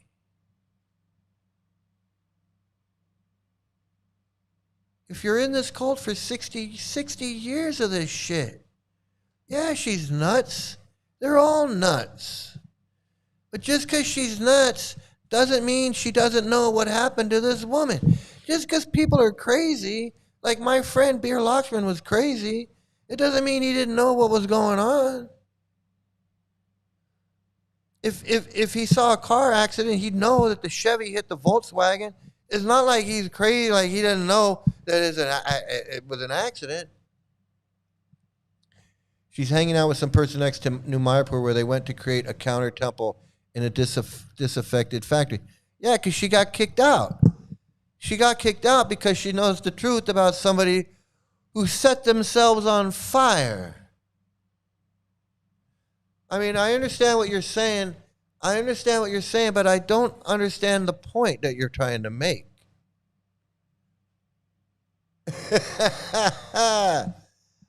Absolutely. If you see somebody who's crazy and you don't realize they're crazy, then you're fucking crazy. I've already said these people are crazy. I said she's crazy if she spends 60 years in this thing. She sees all the atrocities and all of this bullshit, and she's still in it. In fact, if she's going to go and try and make a new temple, obviously she's nuts. They're all nuts, including the woman that set herself on fire. She did not need to do that. Subuddhi did not need to walk into the Culver City Police Department with a gun and have the cops shoot him over his friggin' van.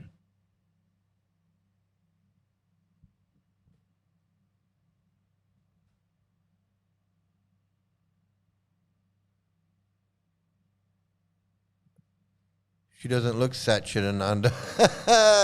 Does she look Vigraha though? Does she have form? Is she Vigrahaing out? At the end of the day, man, it all comes down to I can dance. Boo boo boo boo. You sing it with me, and then you'll know. Boo boo boo. Yay!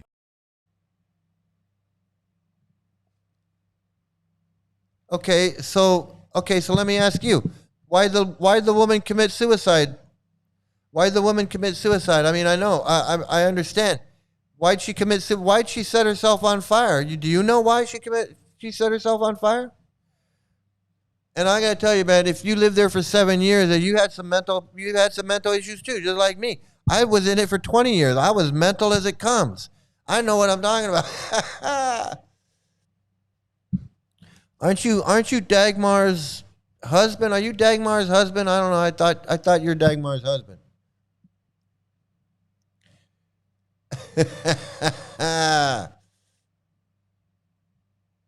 Has the whole world gone crazy? Am I the only one around here who gives a shit about the rules? They told her to stop. They told her to get off her medication. So they told her to take. Oh, you're talking about the woman. Okay. Are you? So they told her to stop taking depressants. Oh, so they told her to. So okay, they told her to get off her medication. Yeah, I thought it was you. I recognize your name. I'm getting old and I'm losing it, but I thought that was you. I thought that was you. Yeah, she had Parkinson's. You know, it's really sad. But they told her to go off her medication. Like, why would they do that?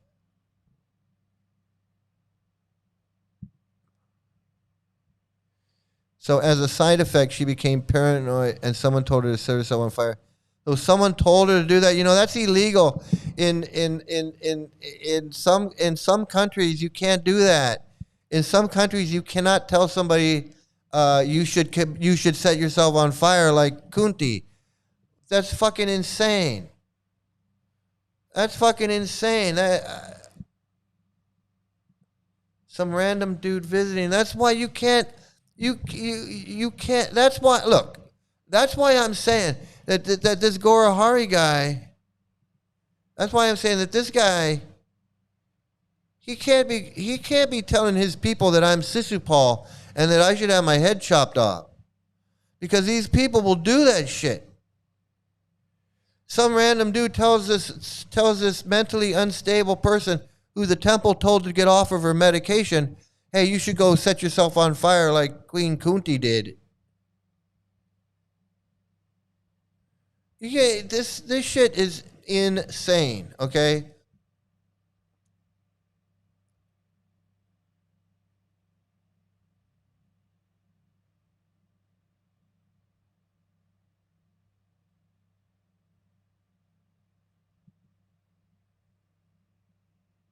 They thought it was a Jim Jones situation. You know, I was trying to find more information about this online, and I couldn't do it. It was nothing. Yeah, I mean, this sounds like, you know, I'm going to tell you right now, this doesn't sound right. This doesn't sound, first of all, you don't, unless you're a doctor, you don't tell people to stop taking their medication.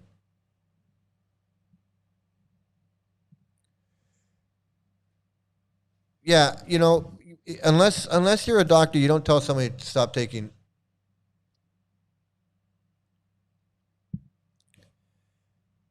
Yeah, you know, that's this cult. I mean, it comes from the top. It comes from the top. Prabhupada didn't give a fuck. Prabhupada told Vishnu John to commit suicide. Chaitanya told Chota Haridas to get away from me because he begged some rice. Because he ended up with some good rice, so he had to go commit suicide. And then when they told Chaitanya that he committed suicide, Chaitanya was like, and then nobody complained. Nobody said, hey, what about that verse in the Bhagavad Gita that says a saintly person, even if he does an abominable thing, we should still consider him saintly? Shouldn't we consider that verse? Maybe we should consider that verse. No? Can we not? Are you sure, Prabhu, Mahaprabhu? Can we not? It's in the Bhagavad Gita. It says right there. It's in the Bhagavad Gita. No. As it is. Bhagavad Gita as it is. No, not that one. No, not that one. As it is. As it is. Bhagavad Gita as it is.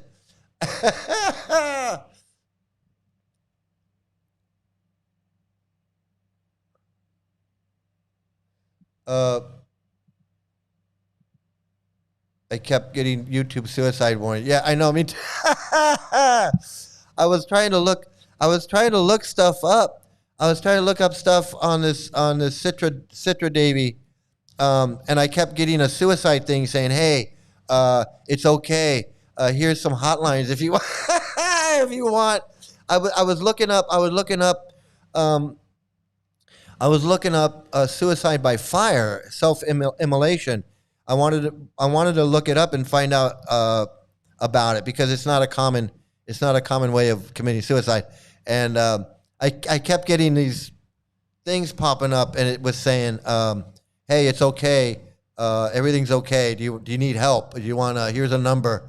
And I was like, "I'm okay. I just want to know more about setting yourself on fire."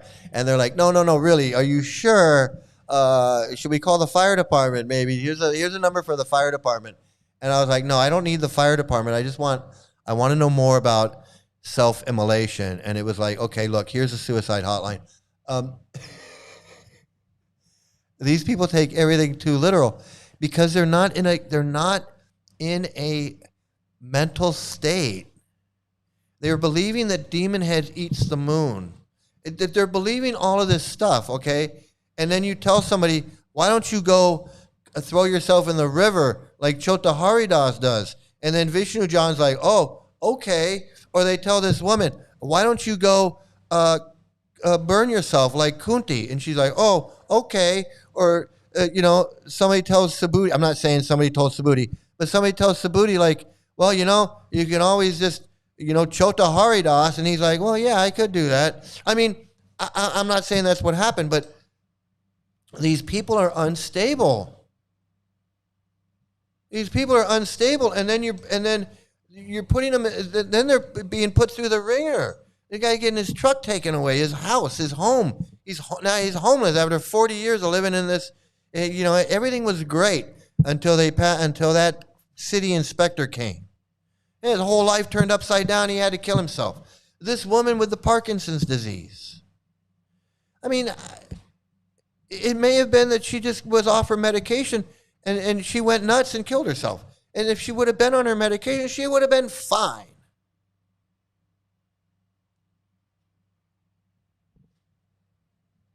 Jagjivan. Jagjivan didn't have to commit suicide because he's a gay man. Or even if he had a tumor or something. Even if, let's say he found out he had a tumor. It doesn't mean it's inoperable or who knows what. He didn't have to commit suicide. And I don't think he would have committed suicide unless he had done something like make an offense, because that's what it's for. You make an offense to the guru, to Krishna, you do some homosexual thing, or you talk to your wife after you get divorced, or you do something like that, and now you gotta do the ultimate atonement. This is insane. It's insanity. And I'm telling you, you do enough of this bullshit.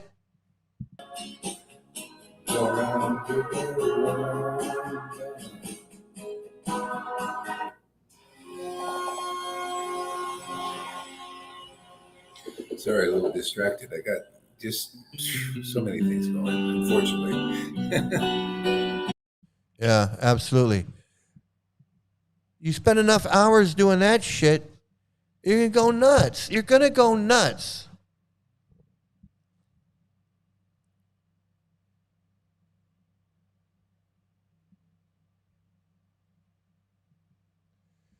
She basically poured car fuel on top of herself, went at the entrance of the castle, and lit a match.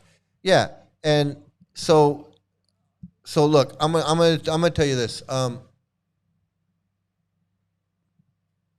You can go and you can watch this. She talks about it. She talks about that she was in the forest, and she set herself on fire. Anyway, you can go watch this woman. She's got a lot of videos. If you want to know more about this woman's death, how it happened, this crazy woman here, we'll talk about how the other crazy woman committed suicide. And I don't mean that in a bad way. It's a sad situation. The woman committed suicide. She was mentally unstable. She was off her meds. According to Valentine, the temple told her to get off her meds. She got off her meds, and some other idiot told her to kill herself. So she went and killed herself. That's fucking disgusting. This is supposed to be love of God. It's supposed to be holy men. It's supposed to be a temple. It's supposed to be the ecstatic symptoms of transcendental bliss or Rupa Nuga and chanting Hare Krishna and chanting in ecstasy and all of this bullshit and Mahaprasadam. And people are getting shooting. The police are shooting them. People are jumping. People are setting themselves on fire. Who knows? This is not going to be the last. I'll tell you that right now. Kishori told the police the temple president pushed her to kill herself to try to grab the temple from him while he's in jail.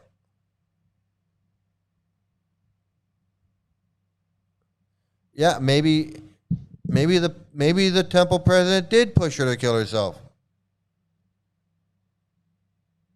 Maybe she's telling the truth. Oh, I know. I don't know. Maybe she does know the truth, just like that lady knows the truth about Haladini. I mean, why would I believe the temple?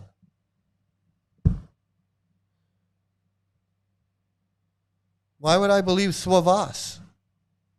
Why would I believe Sura? Why would I believe Indrayumna Swami? Why would I believe Bhagavan? Why would I believe any of these people? Why? I'll believe this woman before I believe I would believe this woman before I believe Swavas. Because Swavas has a lot to lie about. He's got a lot to cover up. He's got a lot of shit. I don't believe Swavas would ever tell the truth about anything. This woman, she ain't got nothing to lose. I don't know, man. I kind of look at it the other way around, man. I just, is that the reason she's banned from the temple now? Yeah, like this woman was gonna take over the temple. Like this little old lady was gonna take over. She was gonna take over New Mayapur. So Yeah, that makes sense. the part of Yeah, our she was history. She was planning a coup. She was planning a coup to take over the temple. This.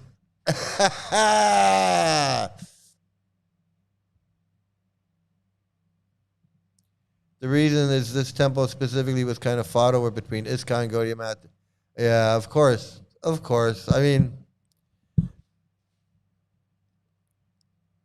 fist fights and everything. Yeah, same as every other temple. I mean,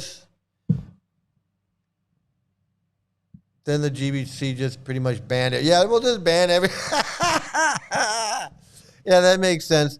But you know what? We can fix this by banning. Let's just ban. Everybody's banned. Nobody can come to the temple anymore. That'll show them.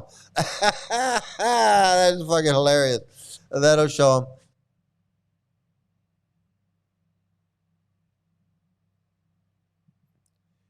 Like Bhaktivinoda Thakur's songs, always talking about suicide, how you're better off dead than living without bhakti. Yeah, Bhaktivinoda Thakur, he was like a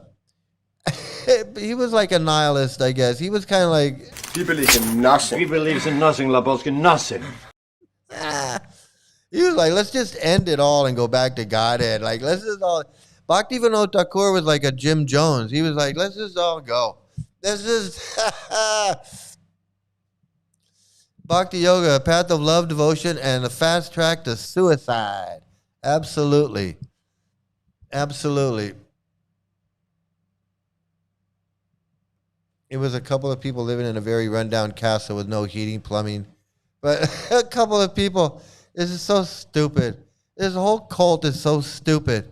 It's just so stupid. Like it's just so stupid. Everything about it is so stupid. Hey, let's buy a castle and we'll turn it into a temple. Yeah. Well, a temple, a castle that was built in 1400 and whatever. It was so fucking stupid.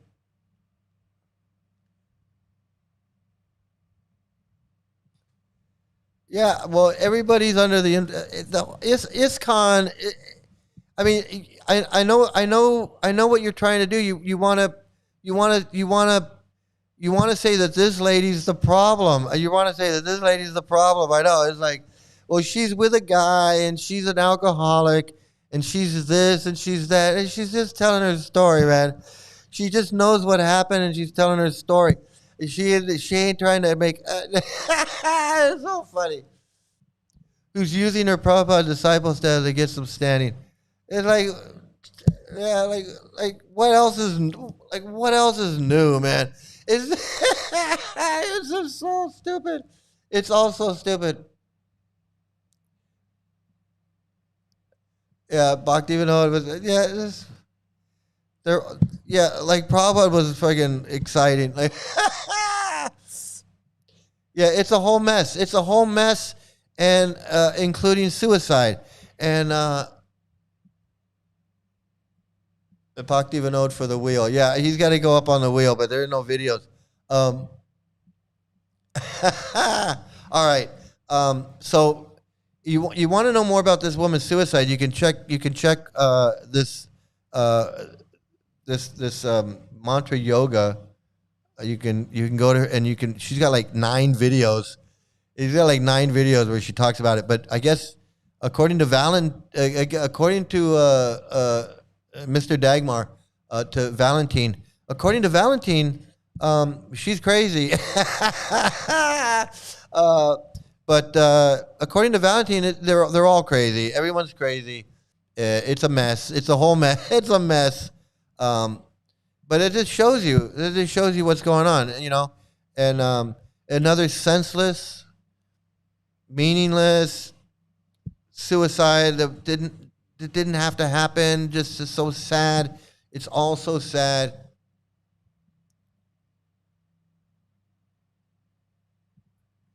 We now know there are trillions of galaxies and more. Were all these 14 levels of heavenly to hellish planets? It's confirmed in the Bhagavatam that yogis saw these 14. It's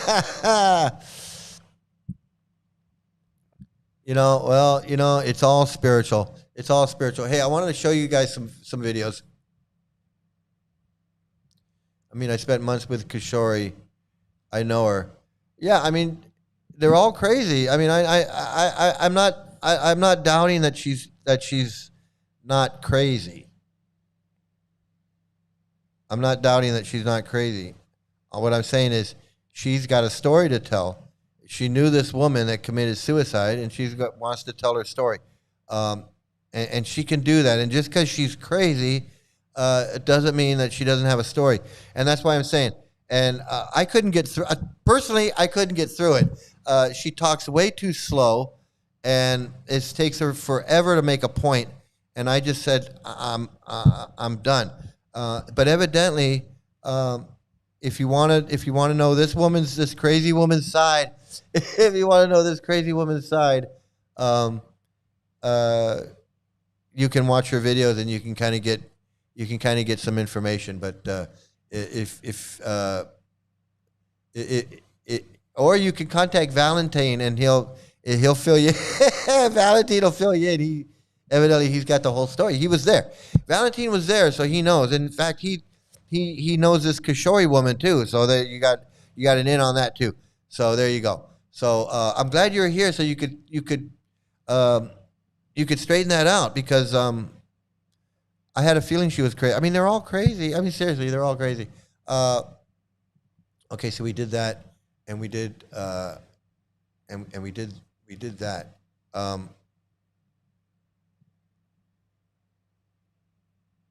Okay, so I want. No, you didn't. No, you didn't at all. You didn't at all. I'm just saying you added to it because you were there and you know. And I'm not gonna argue with you when you know. And actually, you're agreeing with me. You're validating what I'm saying is that these people are crazy. And I know that this Kishori is crazy. You can't be in for 60 years, see what she's seen, see a woman set herself on fire, and just go on just go on as if there's that's crazy. That's crazy. That's absolutely crazy.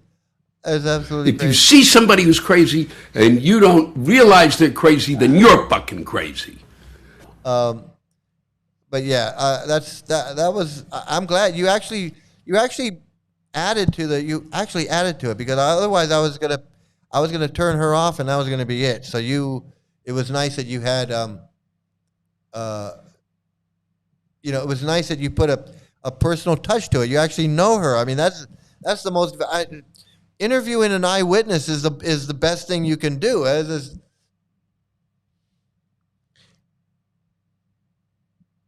Prabhupada said in a Veda-based conversation that Bhakti Thakur was not a serious devotee. I never. I don't remember that, but I'll have to look that up. That's interesting. Okay, so I got some videos I want to get through real quick. Let's see, we do this one real fast here. Let me get this ready to go, because we're talking about these narcissists. I mean, first of all, you got to be crazy to tell someone to get off their medication, knowing that they're suffering and they're depressed and they need their. Who are you to tell someone to get off their medication? And who are you to tell somebody to go commit suicide? That's insane. You know what I'm saying? It's like that's a crime. You can't do that. You can't tell somebody to go commit suicide. People have gone to jail for that. At least in the United States, it is. Okay, here we go. Narcissistic behavior can be tricky to spot, but once you know what to look for, it's hard to miss. Here are 7 signs of a narcissist's behaviors that you can spot easily, whether in your personal life or at work. 1. Craving constant praise. Narcissists need constant admiration. They're always fishing for compliments and attention. If you see someone who can't get enough validation, that's a big red flag. 2. Zero empathy. Narcissists don't care about your feelings. They focus only on themselves, leaving you feeling unheard and unseen. 3. Inflated ego. Everything they do is bigger, better, and more important. If they talk like they're the center of the universe, it's because they believe they are. 4. Master manipulators. They twist situations and guilt trip others to get what they want. Watch out for people who always make you question your reality. 5. Never wrong. Accountability is not in their vocabulary. A narcissist always blames others and never admits fault. 6. Using people. To them, relationships are transactional. They'll exploit you to get ahead, whether for status, favors, or validation. 7. Envy and jealousy. They can't stand anyone outshining them. If they belittle your success to feel better about themselves, you're dealing with a narcissist. Now that you know the signs, take a moment to reflect on your relationship. Okay, so that's every guru, that's Prabhupada, that's every guru you've ever met. That's Prabhupada. That's every cult leader, actually. It's every cult leader, but it just tells you this is the kind of person. You can see it. I could see it right away. I mean, Prabhupada and all of these gurus check off every single box. And that's why I'm saying, the doctor that I was showing the other night, he was saying that when they study psychopaths and sociopaths and psychosis and schizophrenia, they're studying prisoners and patients, people in jail for crimes. They know that and then they can analyze them. They can take them in for observation and analysis, and they can test them. And they can do these things because they're in the system. They don't have any rights, basically. But a guru like Hridayananda or Bhakti Vikash or Indra Yumna or Lokanath or Jayapataka or any of these guys, even this Gaurahari guy, they can't analyze these guys. They can't sit and they're not going to sit to be analyzed. They're not going to sit to be analyzed. So they can't say gurus, God men have all these characteristics, all these. I mean, unless there's a doctor somewhere that's like me that's studying Hare Krishnas and says, hey, I'm going to watch these videos of these guys, listen to them lecture, read their books, do all this stuff, and I'm going to analyze them, and I can make a diagnosis. I can say that they have religious trauma syndrome, or they have malignant narcissistic, or borderline personality, or psychosis, or psychopathy, or whatever it is. They're not studying them, so they can't. There's no way for them to determine what mental illnesses, what these people are suffering from. But we can see. We can go, hey, that sounds like Prabhupada.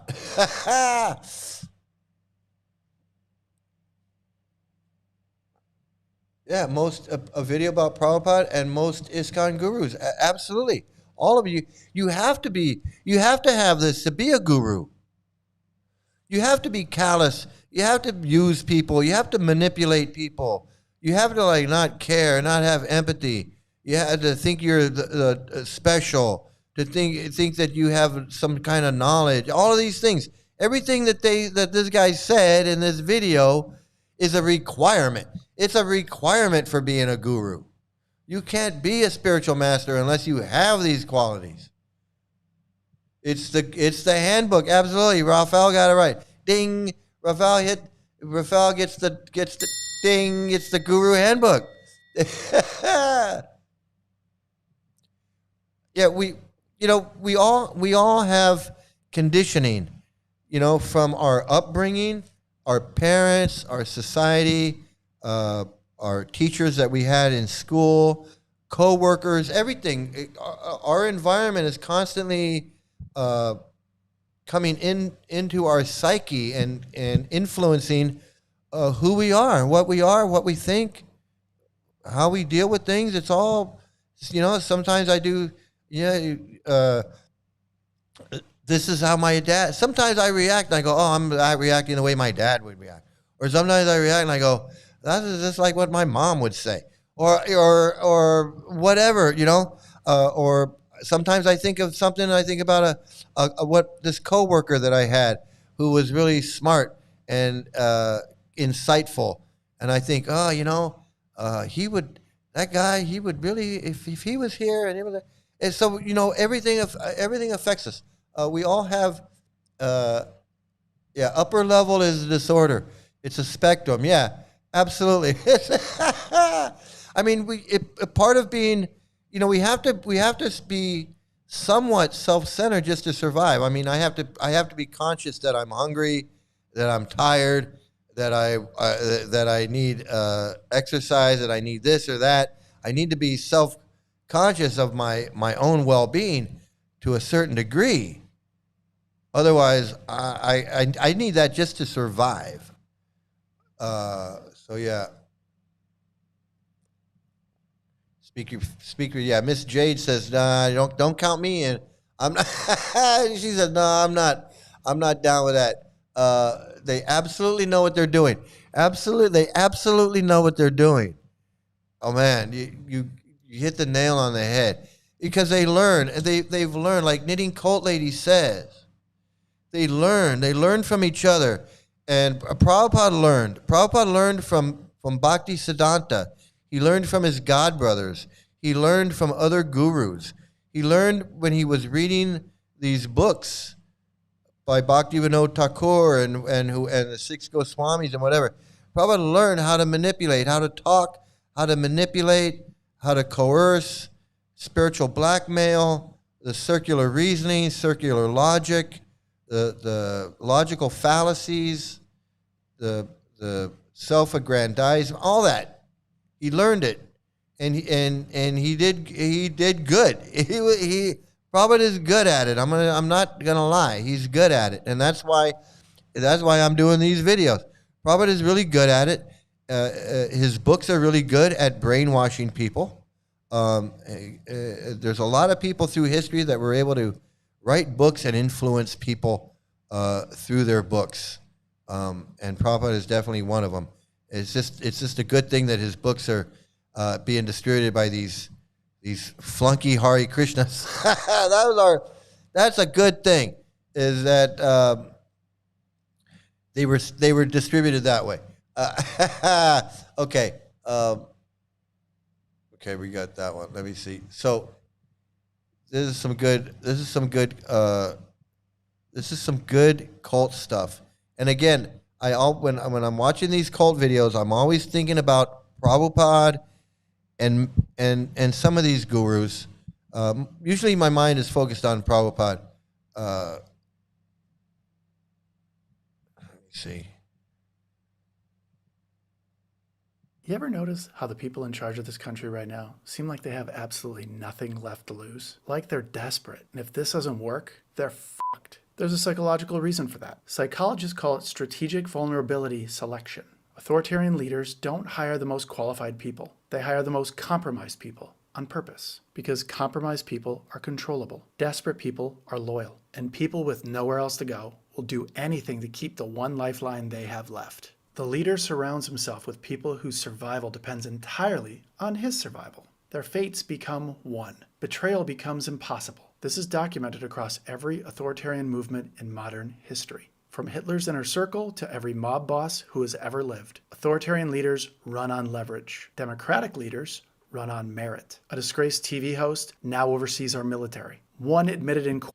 So, you know, that answers the question, because this is a question that I've always had ever since I first joined or started hanging out, however you want to say it. You know, I first came in contact with Prabhupada's books and ISKCON and all their guru bullshit, is why Kirtanananda, why Jayatirtha, why Tamal, why Rameshwar, why these guys, why Satsvarupa, why, you know, why Hridayananda over Vishnu John, or when Vishnu John was died? Why Hridayananda over Yashodanandan? Or why Hridayananda over some other Swami? What was the distinction? What was going on there that made Prabhupada pick these particularly rotten, horrible people?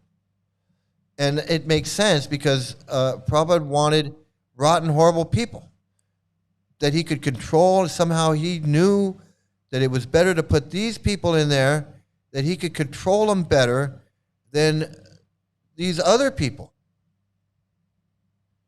And it's maybe because Kirtanananda and Jayatirtha and Hamsaduta, he knew that they were more compromised. She knew something about them that made him put them there rather than other people that maybe had better character. I mean, Prabhupada didn't know the character of Kirtanananda or Jayatirtha or Hamsaduta or Rameshwar.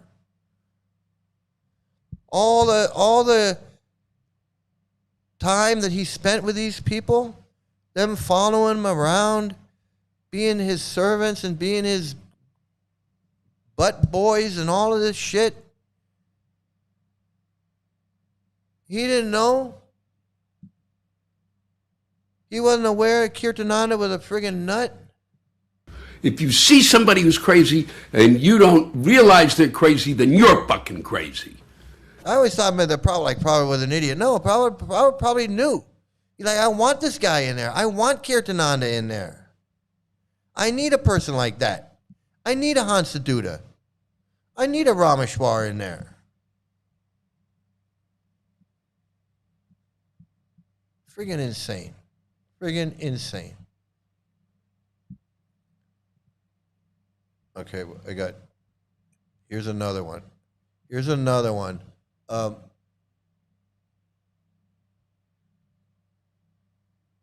get this going.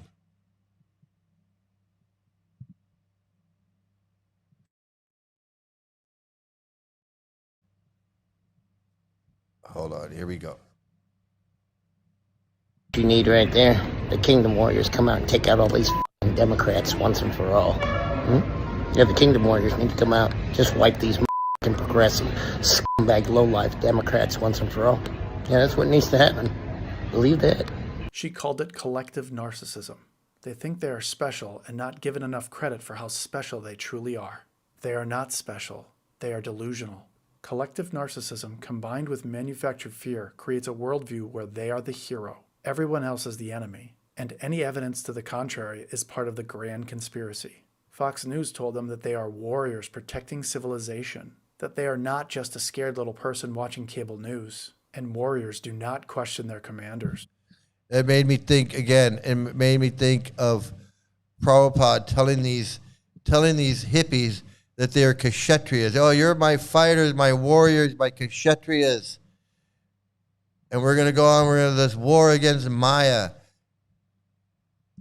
And we're special, and we're the special ones, and everybody else is an illusion. And they got this special knowledge, this topmost knowledge, and you guys are so fortunate, all this bullshit. And these people believe it. These people believe that they're special. The delusions of these people. And we say it, repeat it, I repeat it over and over, and we say it over and over, and it kind of gets old. But you know what? The suicides continue to happen. This cult has had so many people committing suicide. The list goes on. And we don't even know how many people, devotees that have left and committed suicide, and we don't even know. We don't even know they are. There are so many devotees at LA Temple that I would see, that I saw for maybe 10 years, and then all of a sudden they're gone. They're just gone. And they're like, hey, what happened to that guy? What happened to, what's his name, with the glasses, with the round glasses? Used to stand in the corner all the time. Mangalartik, he was always in the corner with the round glasses. Skinny guy. Oh, he's gone. He was here 15 years, but he's gone. I heard he blooped. Wow, he blooped? And now he's gone. We don't know what happened to him. He could have committed suicide. I'm just saying. We don't know. Unless somebody, unless somebody's keeping tabs. Unless somebody's keeping tabs, we don't know. The guy could have blooped, went back home to Illinois, wherever he was from or whatever, and he couldn't get his life back together. He had no skills. He had problems, getting a job, or he didn't want to get a job or whatever it is, and then he ends up like Subuddhi. Or this Citradevi, off their meds, committing suicide. It's, say, and I know people say, Mike, you're just exaggerating. I'm not exaggerating. I'm not exaggerating. And all of you people in here, that's why it's so great when you're all in here. You can say, yeah, I was there when the girl set herself on fire. I was there. I knew Subuddhi. So many devotees have their own stories. That's what's and that not only is it good, it's also scary. It's also scary that everybody's got these horrors. We all have horror stories. And people want to say oh, well, Mike, I understand that you had a bad experience, but a lot of people have a good experience. Well, a lot of people have a bad experience. You act like I'm the only one that had a bad experience, or all the people that had a bad experience, they're the only one that had a bad experience. No. In fact, if you round up all the bad experiences and you put them up against the good experiences, it'd probably be bad experiences that would be up here. You'd probably have a friggin' Empire State Building of bad experiences, and you'd have a friggin' domino of good experiences. Don't tell me, oh, you had a bad experience, but not everybody does. Yeah, everybody does. Punyatma died in a fire in a friggin' crack house because he lived across 5 blocks from the temple, living in a crack house hotel for $5 a day because that's all he could do. Why? Grown man, Vietnam veteran.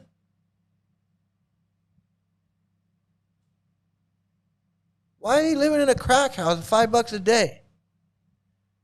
Ends up burning down. He ends up losing his life.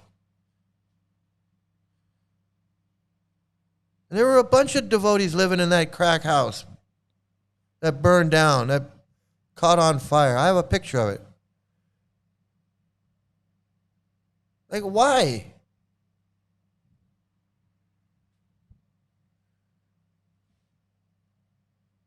Why my friend Beer Lakshman, why is he acting crazy so he can get crazy money? And then he goes crazy. Why? Why are people doing that shit?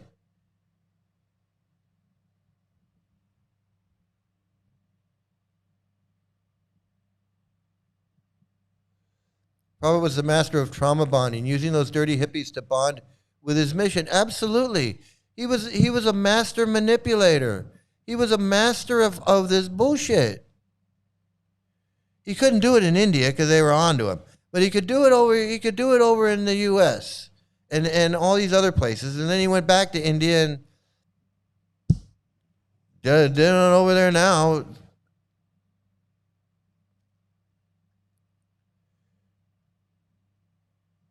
A trail of destruction. He left the line of destruction, which is being supported further by other brainwashed clowns. As we talk here somewhere, someone is receiving Prabhupada's books, ongoing book. Yeah, absolutely. Absolutely. And,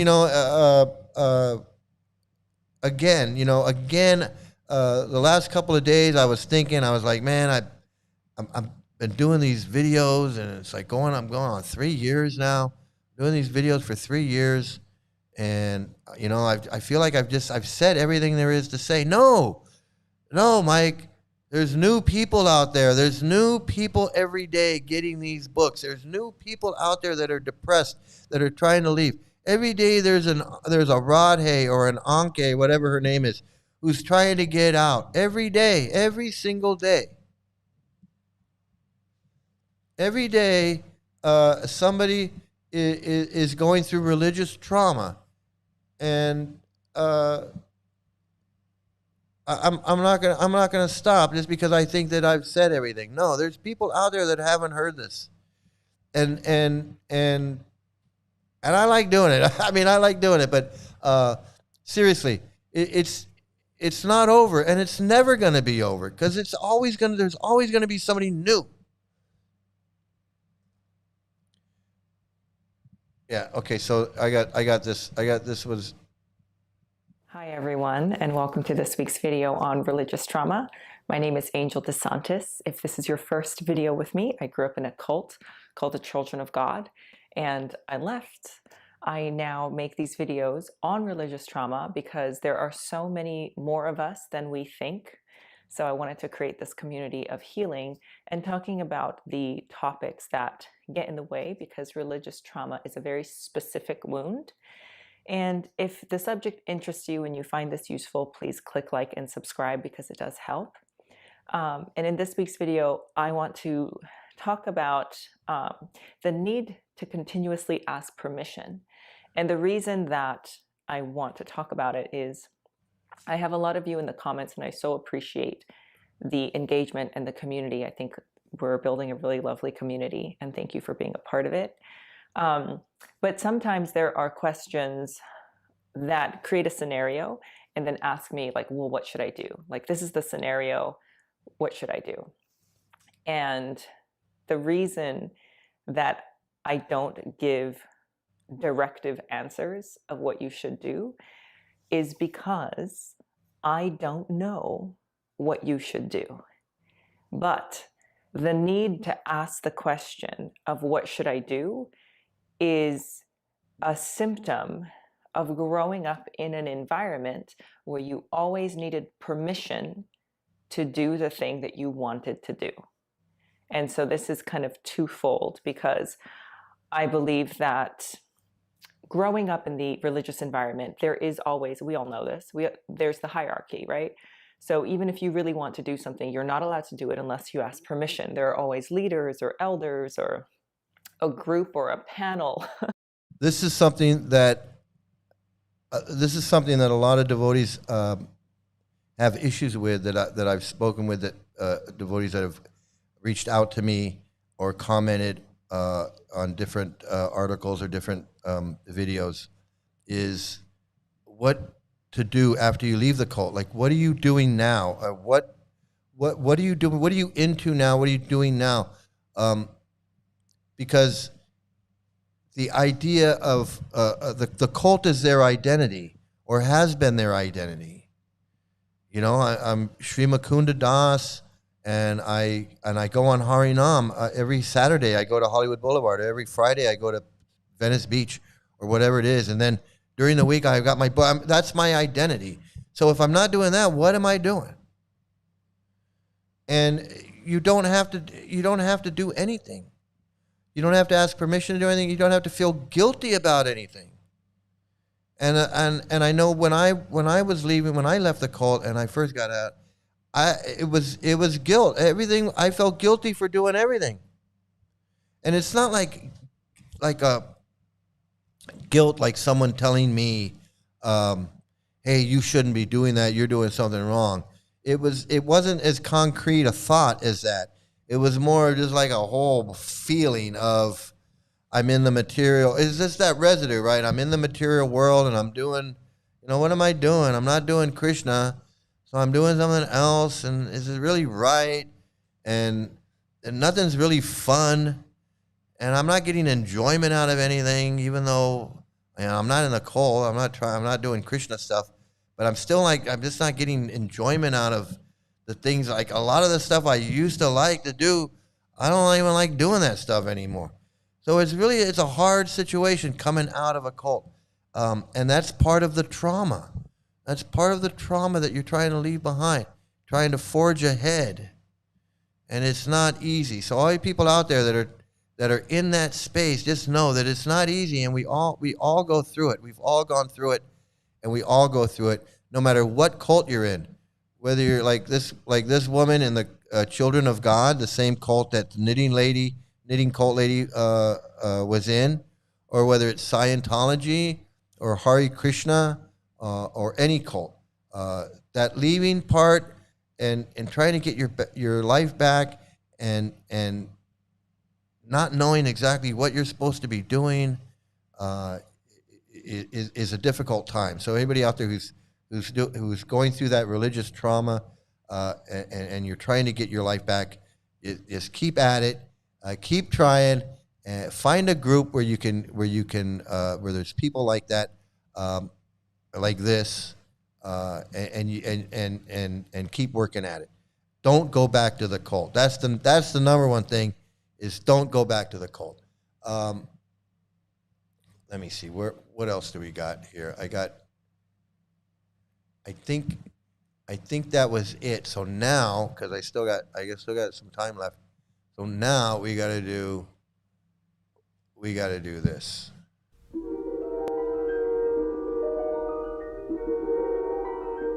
There is a fifth dimension, beyond that which is known to man. It is a dimension as vast as space and as timeless as infinity. It is the middle ground between light and shadow, between science and superstition, and it lies between the pit of man's fears and the summit of his knowledge. This is the dimension of imagination, of imagination, of imagination, of imagination. All right, here we go. Let's see. We've got I got this one. This is from Rafal.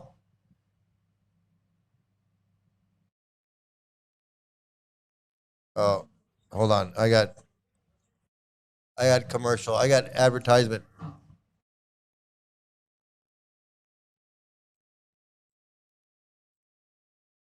प्रसाद कैसे manage करते हैं, कैसे possible है? जी हाँ, बहुत कठिन है, क्योंकि शिप पर वेज मिलना ही बहुत मुश्किल है। तो बिना अनियन गार्लिक का तो आज मैं आपको दिखाता हूँ कि मैं कैसे मैनेज करता हूँ प्रसाद ऑन बोर्ड।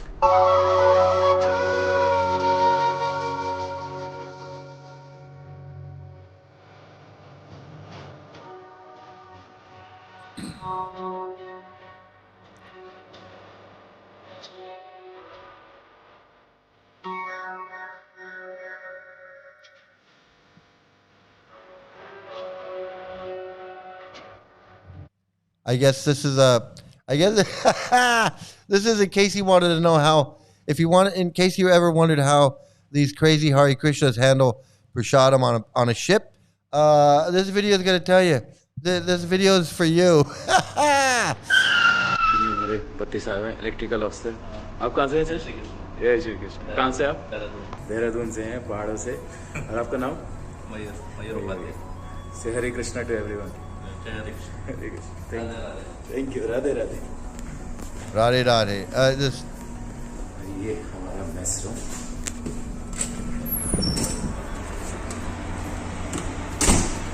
यहाँ पर हमारे कैडेट आर्यन टंडन। कहाँ से हैं आप? मैं कानपुर से हूँ। कानपुर से। और कैसा लग रहा है जहाज पे? बहुत बढ़िया लग रहा है। बहुत बढ़िया। महीना हो गया, अच्छा लग रहा है। तो आप सजेस्ट करेंगे बाकी? This is ridiculous. I can't even believe that they made a video about prasadam on a ship. It makes no sense. I don't even know. I don't even know what that is about.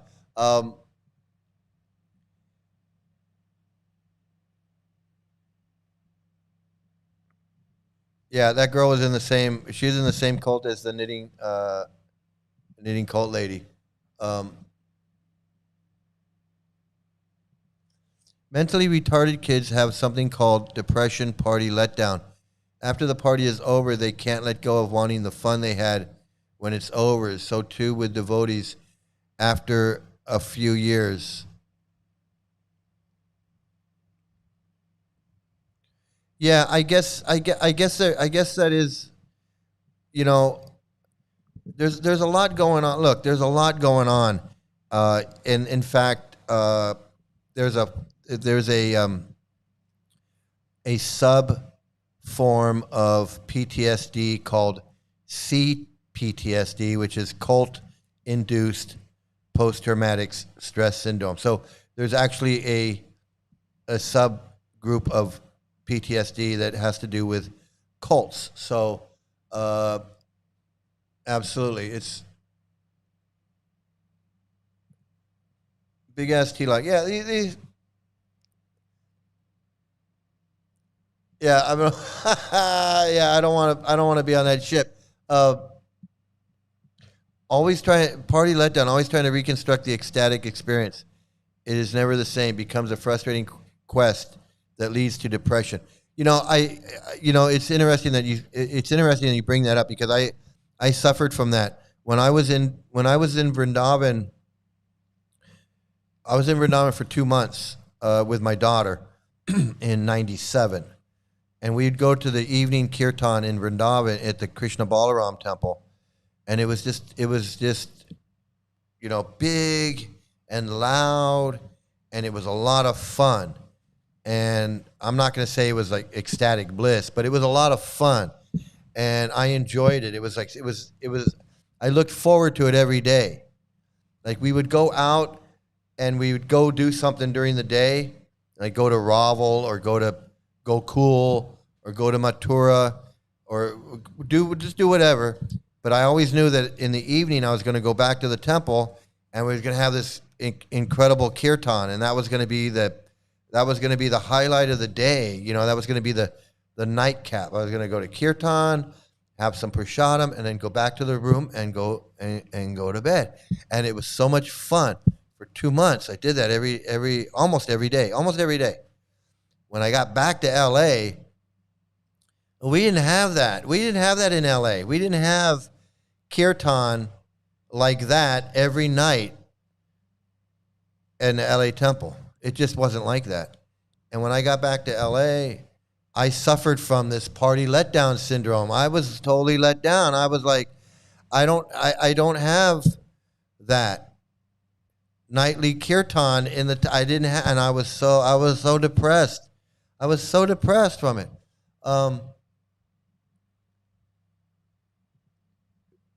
Dude, freaking Indra Yumna does it.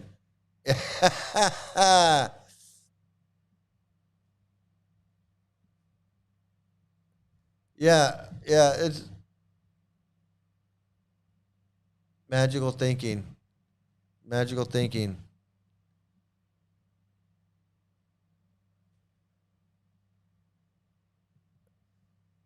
Don't forget to pull your right ear in order to clean your hand.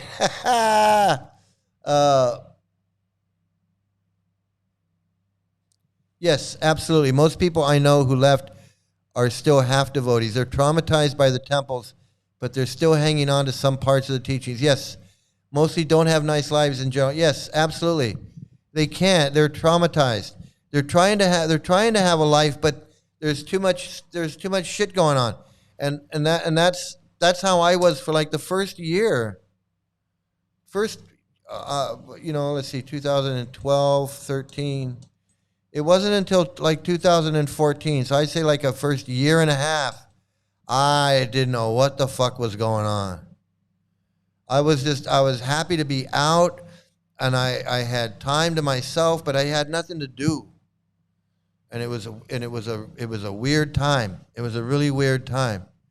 And Then I got into comedy, and I never looked back. Yes, absolutely. Yeah, absolutely. A lot of internal guilt. Yes. There's a lot of shame. There's a lot of like, man. And then I know I'd say for the first couple of months, I was like, I don't know, man. Maybe I'm in my.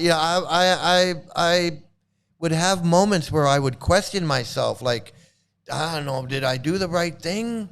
And then I would be like, yeah, I did the right. There were moments, not a lot, but there were moments when I was like, I don't know, maybe I'm wrong. Maybe I'm, but I knew that the child marriage and the pedophilia, I knew I wasn't wrong about that. There were times when I would be like, well, maybe, Krishna is God, and, the Bhagavad Gita and all, maybe that is real. These gurus are still bogus. But maybe there's something with this Krishna thing. I definitely had moments of that. You will have moments of that. You will have moments. It's okay. It's okay. The problem is they don't get deprogrammed and fall prey to new gurus. I know so many who left ISKCON and jumped on the wagon of Narayan. Yes, they do. They blame ISKCON and their gurus for the atrocities happening. They don't understand the truth. They don't understand that Prabhupada was the criminal who created this nonsense. They don't understand it. Yeah, that's that last bit of brainwashing that they just can't get over. Absolutely. Absolutely. Yeah, it's so much going on that keeps them in there. They don't have good jobs. They don't have good skills. It was funny because I always had a job, so I was aware of like technology and just like current events and things, and I noticed that these devotees that I was meeting, like Bir Lakshman and Sri Maya and Radha Kunda and a few others, they just seem like, because they're living in this bubble, this Krishna bubble, they just didn't seem aware of like a lot of modern normal things. And now I'm afraid that now it's even worse because technology is moving even quicker. So you join the Hare Krishnas, you move into the ashram. 2 years later, it's a different world. I mean, it's a different world. You move into you could have moved into the ashram and you come out, and now there's streaming. Now there's AI. There's like all kinds of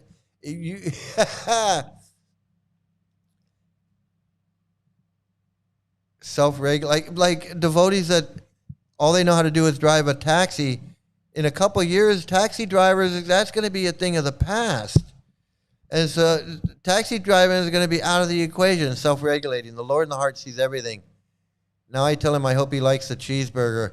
Yeah, ask the Lord in the heart if he could just clean out that artery a little bit. Hey, can you just check out that big artery? Just kind of push that shit out of the way, okay? Can you do an angioplast on me? Can you do that? Can you open up that artery for me? I got some more. Let's see. How I manage prasadam. We're done with that one. What is this? Yeah, it's a cult policy. Either you're one of us or go and struggle with fellow karmis. Yeah, and that's like Gaurahari. That's like Gaurahari telling. That's like Gaurahari telling Radhe's husband, "You need to get your woman in line. You need to get your wife in line, or you can't come in here." So now he was ready to cut. He was ready to cut this woman's husband off because he was unhappy with the wife. And who would put up with that shit? Thinking, you think that this is love of God? I need this Gaurahari guy so I can love Krishna or I can chant Hare. I need this guy coming between me and my wife. Such bullshit. I can't even. That just still blows my mind. That shit blows my mind, man. That this guy could let this Gorahari come between him and his problems.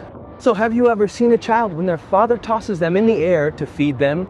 The first time the child gets very scared thinking, oh, my father is tossing me, I'll fall, what will happen to me? But as soon as the father catches them in his lap, the child becomes happy. Oh, it's fun. He tosses them again, catches them again, and the child begins to enjoy it. Why? Because they have come to know that their father is here, that he is playing with them. And if he doesn't play, they say, play Papa, Papa. They start crying, saying, one more time, one more time. Similarly, God, our Supreme Father, is also the one who tosses us. Hey, wait a minute. Wait. All right, wait. This is what I don't like about this bullshit. This is what I like to call out on this bullshit. He's talking about a father throwing his kid up in the air and catching him and all that. And then he just says, similarly, God, we are like the kid. No. I don't buy it. Bullshit. We're not like that. That is not like it. That's not. No, it's not. Sorry. No. So he plays with us. So what are these problems? So when we are in the air, we feel scared. Those are the problems of our life. Why? Because we don't know that God is playing with us. If we're tossed in the air, the next moment, God is standing with his... So he's saying God's fucking with us. He's saying that God is throwing us up in the air and scaring us and causing us to be scared and frightened. And then it's just a game. But it's just a game for God. Just like it's a game when your father... when the father throws the baby up in the air, it's just a game for the father. The kid doesn't know. And so that's how God's treating us. He's treating us like it's a game. Like he can just throw us in the air, scare the shit out of us, and then catch us. And that's supposed to be some kind of loving God. And he's comparing it to the Father. There is no comparison. First of all, there is no comparison. And second, this comparison that you're trying to make sucks, okay? I'm just saying. The arms outstretched, ready to take us back into his lap. So we don't have to fear problems in life. Whenever a problem arises, we should understand that God is in a playful mood, and devotees are like this. If nothing happens in life, then God, trouble me. Hurt me more. Hurt me more. This isn't easy for everyone to understand. No, because you got to be an idiot. You got to be an idiot to think like that. You got to be an idiot to think, hey, everything's going great. I need God to like amputate my arm just so that I know, that he's there and that he loves me. Maybe if I had a car accident and my wife was killed, then maybe God would be showing me that he's just testing my love for him. What the fuck is this guy talking about? Life isn't a fucking game like this. The fuck is wrong with this guy? But if you reach that stage, you'll understand. So basically, this is what you need to know right now. If problems arise in life, don't be afraid. God is playing with you. You've been tossed in the air.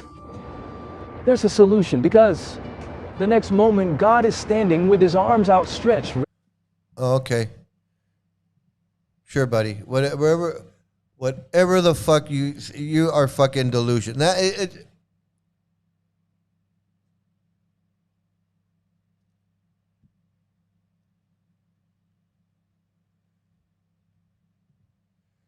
Stupid analogies from dumbass simpletons. I know. That's exactly what it is. And like he doesn't even understand what he's saying. I don't even think he understands what he's saying. They'll say anything. Narcissistic sadomasochist yoga hit me more. I know. It's so I know. What in God's holy name? What in God's holy name are you blathering about? What in God's holy name are you blathering about? That's what I'm saying. This when you're out of this cult, it's just wacko bullshit. It's wacko bullshit that doesn't make sense. Yeah, like the kid that got his teeth knocked out by his pedo teacher. Yeah, God was just playing with him. God was just fucking with him. He threw him on the floor, knocked his teeth out. Threw him on the floor, knocked his teeth out, and that was just God. God was just being a little playful. God I was just being a little playful. The delusion. And that's what and that just shows you these people don't care. The philosophy is don't even care. Don't even care about people like Subuddhi or Citradevi or Janardana don't care about them because that's their karma. And that's Krishna's arrangement. And Janardana, Jagjivan committed suicide.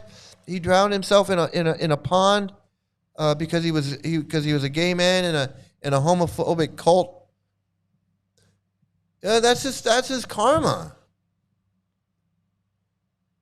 It was his karma that he was born a gay man. But he got to see Prabhupada. He got initiation from Prabhupada. So he got the mercy, Prabhu. He got that mercy. And Subuddhi, Subuddhi, he's initiated by Prabhupada. He got the mercy. He got prasadam. He got to see the deities. I'm sure he went back to Godhead, Prabhu. You don't worry about it. Don't no big deal. Is the girl that set herself on fire? Hey, it's kind of like when your dad, her setting herself on fire. It's kind of like when her dad threw her up in the air when she was a baby. It's just like that. Her dad threw her up in the air when she was a baby and she was scared. And then she came back down and he caught her. And it's just like that. She doused herself with gasoline, set herself on fire, poof. And, she was like, wah! And then she died. It's just like Krishna throwing her up in the air, catching her. The fucking insanity of these people. The insanity of these people. He thinks he's making sense. You tell me he's not delusional. Criminal organization, absolutely 100%. 100%. Look, I click on any of these videos, it's just insanity. It's insanity. That's all it is. Besides us, who are the 150 people or so who are watching Gaurari's video? Snoggle, you bring up an interesting point. He has about 200 subscribers. He has 5 people that go into his thing every night. Oh, the other thing that he did the other day, the one video I showed you, these people come back. I think it was Yawning Man. Yawning Man goes back in there, and he starts telling them, he's like, "Where have you been? I haven't seen you in a couple days. Where'd you guys go? You must have been on vacation." And he's like, "Yeah, we were on vacation." And I was just thinking, this is not a cult. You can come and go as you please, but if you don't come, I notice exactly who comes and who doesn't come, who's there, who's not there, who participates, who doesn't participate, how many days you missed, when you don't miss. I know you click it 150 times. You have 150 different accounts.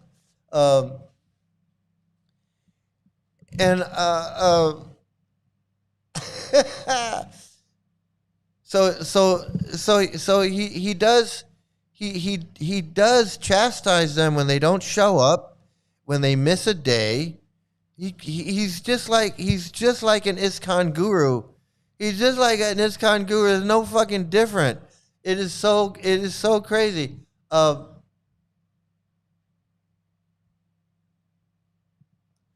Prabhupada said it was the children's karma when asked what he thought about the abuse happening at his gurukulas. Yeah, he also said that those children were not normal kids, that they were Vaikuntha children, and that they were coming from the spiritual world, that they were coming directly from the spiritual world, and that some of them were demigods being born in his movement, that the demigods were coming down and taking birth as devotee kids in Prabhupada's movement. This is Prabhupada's delusion. This is what Prabhupada said. Prabhupada said that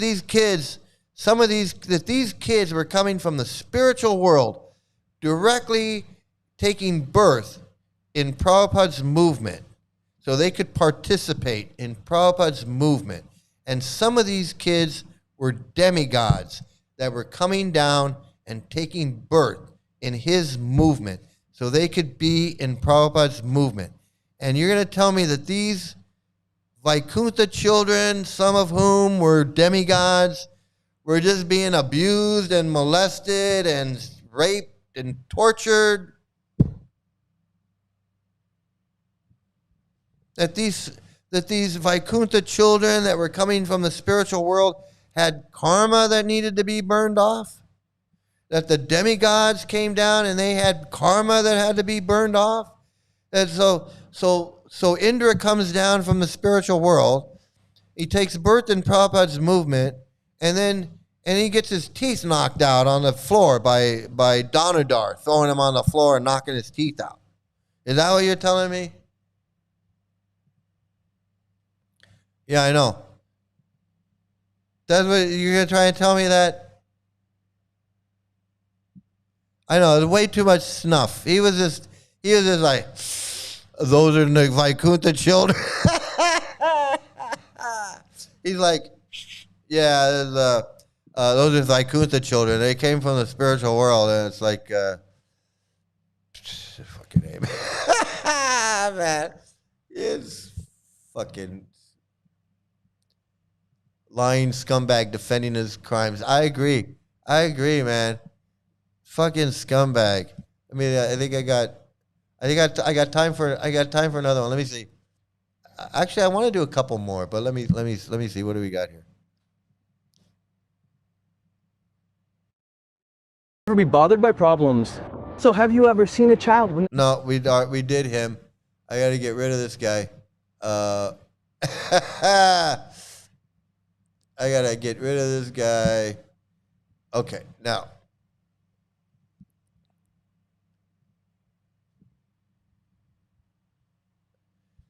Okay, what's this? What is this one? That's banned in 3 The countries mosquito is device. finally legal in America. You got This simple mosquitoes, but you want to brilliant get trick- this.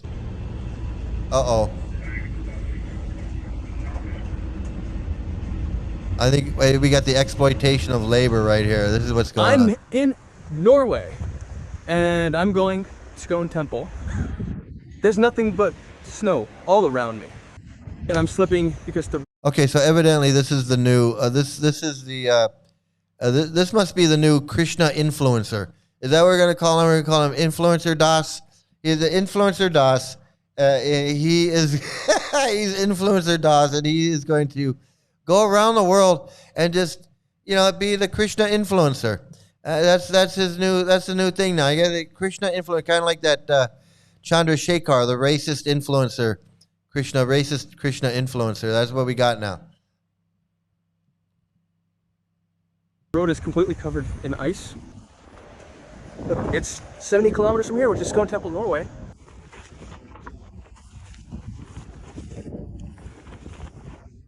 I've seen a bus stop on the map. Ooh. I'll go to the bus stop from here. From there, I'll take a bus. Then I'll have to change another bus. So I'll have to change 2 buses. I don't know how to get there yet. I'll just follow the map. It's freezing, the temperature's below freezing. You can see ice everywhere.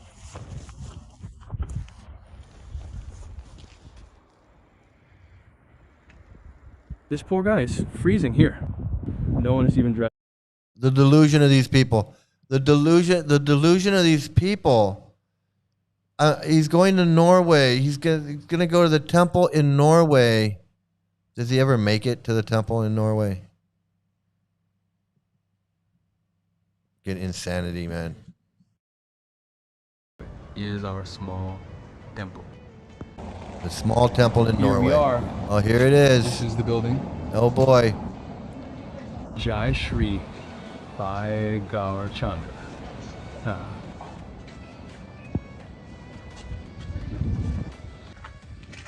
So did you notice it said Shri Shri Gaur Chandra and they got a picture of Krishna.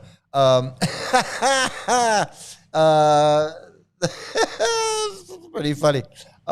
Okay, so you want to see what the temple looks like inside? Let's see what it looks like inside. Okay, here we go. Typical bullshit. Typical. There's the scam per die right there. There's all the scammers You got scammer 1, scammer 2, scammer 3, scammer 4, scammer 5. It is the Panchatattva of scammers right there. All 5 of them. All 5 scammers right there. Which is a bunch of bullshit because I don't even know who these people are. Like, who is this guy? This Gorakishore Das Babaji. I mean, like, who is he really? I mean, was he really part of this? And this guy over here, this Jagannath Das old man. Like, who is he really? I mean, can we verify this stuff? I mean, seriously, this is such bullshit. It just really is. This is such bullshit. It's such bullshit. It is bullshit. Okay.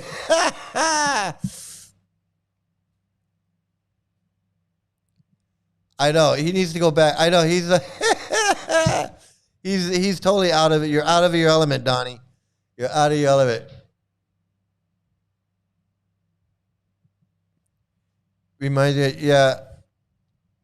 I would go to work. I'd go to work sometime. I went to work with a shaved head and tilak, and I remember one time I was and I would chant at my desk. I'm at American Express. I'm in a call center in American Express travel, booking reservations, and I'm at this desk. It's a big long desk. We're all sitting there.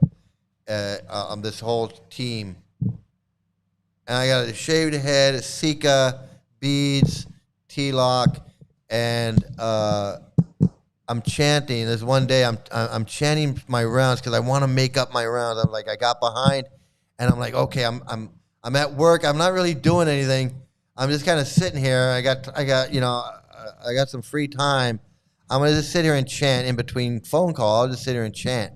I'm sitting there chanting, Hare Krishna, Hare Krishna, and my mind is somewhere else. I'm not even. But evidently, there were some people that. Long story short, I got called into HR. They called me into the office. They're like, hey, so-and-so out there, this lady was complaining that I was chanting at her. And she thought I was putting a spell. I was like putting a spell on her, because I got the shaved head and the thing, and I got the bag and the beads. And they told me, you can't do that. You can't. They told me you can't sit at your desk and chant and put spells on people. And I said, I'm not putting any spells on. I'm not putting any spells on anybody. And they said, yeah, but they think that you are. They think that you're putting spells. They think you're putting spells on them. And I said, okay, and I couldn't do that. I couldn't chant. I couldn't chant at work. I couldn't chant at work, man. It was crazy. You wore bird shit on your nose in school. Your chicks don't dig that bird shit nose makeup. No, they don't. They don't.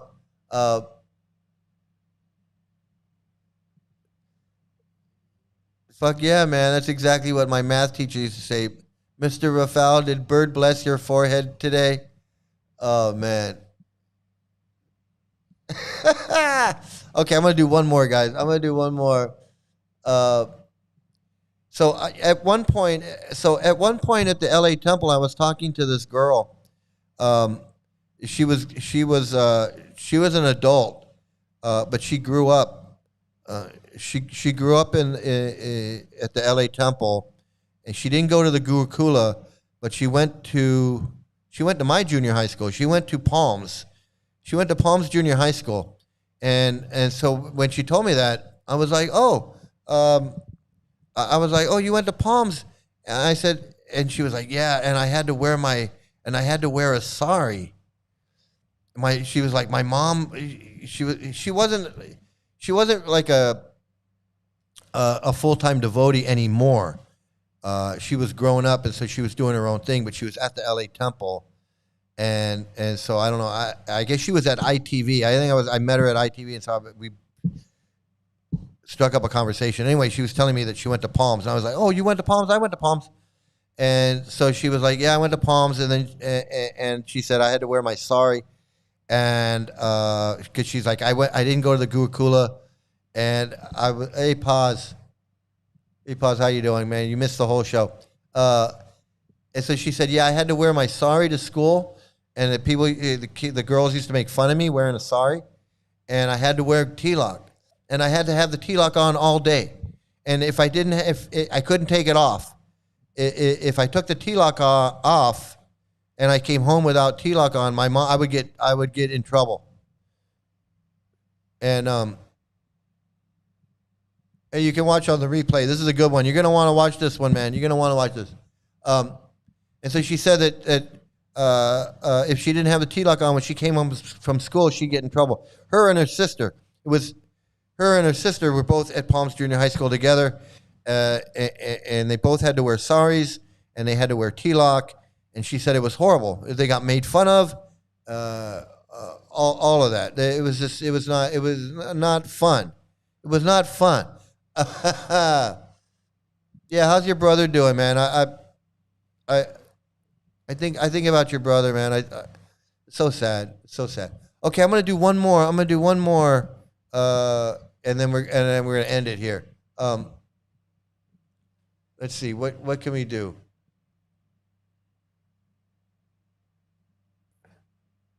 Not even close to being out. Hey, so how often? I hope you're doing well. So pause. How often do you see him? Like how often have you seen him in the last year? Like, do you see him like once a month, once every 2 months? Do you see him like once every 3 months? Have you seen him? You know, how often do you actually see him? I'm just curious. I'm really curious.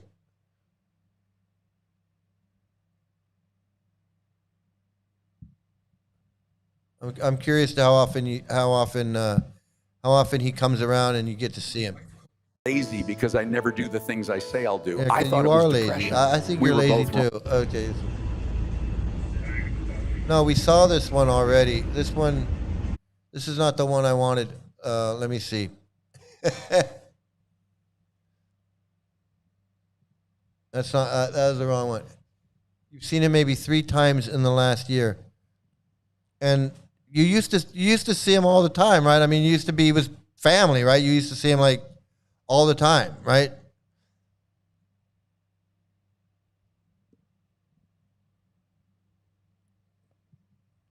Yeah, I'm so, it's so sad. I'm glad you're hanging in there, man.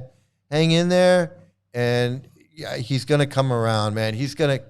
I hope so. Yeah, I hope so. I hope so. What happened? That wasn't the one I wanted. What was it? I want this one. Okay, here we go.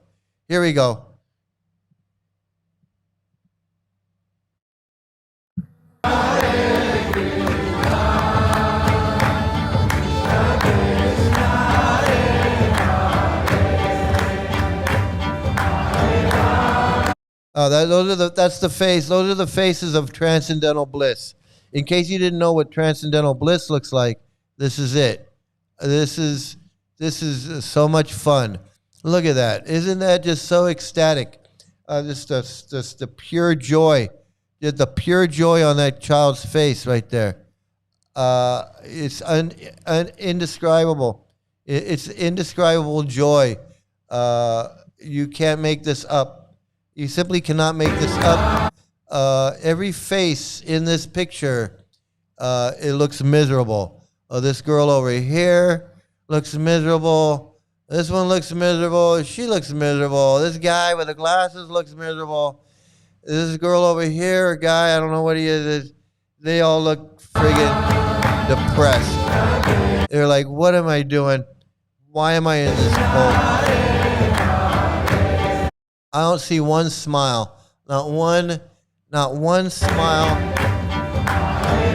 Okay, it was almost a smile. No. I thought it was a smile, but I think she had gas. I don't know.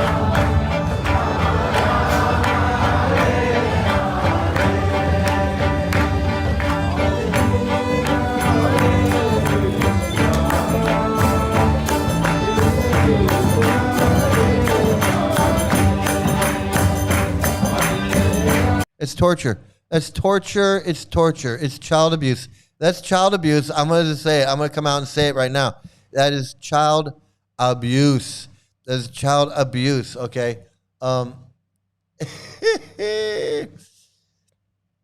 went to Berlin a couple days ago. Reggae Roots Icon were in town. The Abyssinians, positive energy and positive people. Yeah. Hey, pause. Just know that we're here for you, man. We're here for you. And man, I'm telling you, I'm your number one supporter, man. I'm with you. I'm with you all the way. Fake human. Just so depressing. So friggin' depressing. These kids.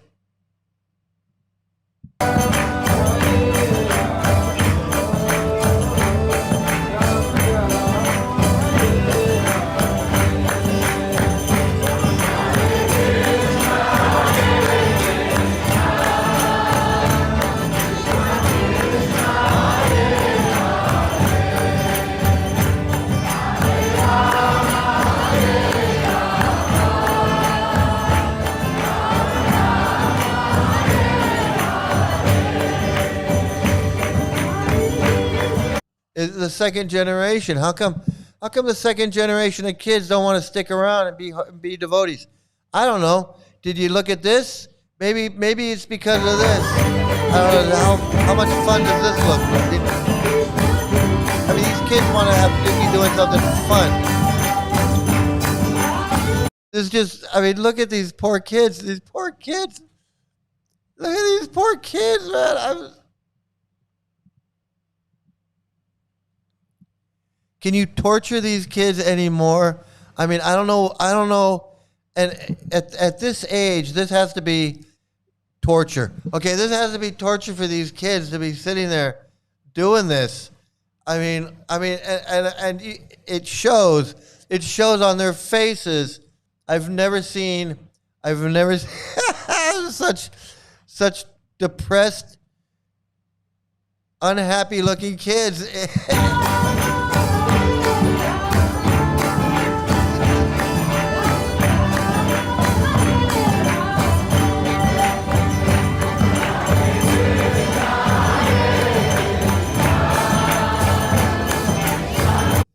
It's like blink twice if you want to get out. If you want to get out,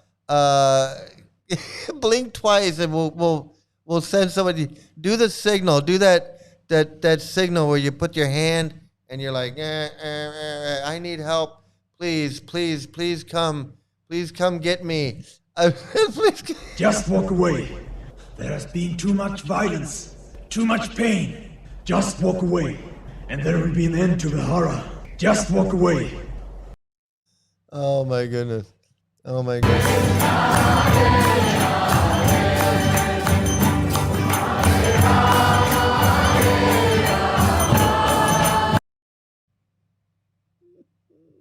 I can dance. You sing it with me, and then you'll know.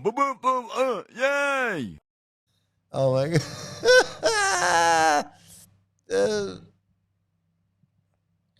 You know, they can't they afford new songwriters? But well, when they get this song right, they'll move on to the next song. But they can't even get this song. You gotta go you gotta take it one step at a time. When you learn this song, when you get this song down and it's sounding good, then we'll move on to the next one. But we gotta work on this one because this one's got some work. This one's got some work. There's no work to do. They aren't even playing the fretboard. Yeah, it looks like it's music class, and some of them have learned a few notes, and some of them are like it's their first day. They look like it's their first day. Just walk away, man. Just I'm telling you, this is sad. This is sad. And this is, talk about sad. Talk about sad.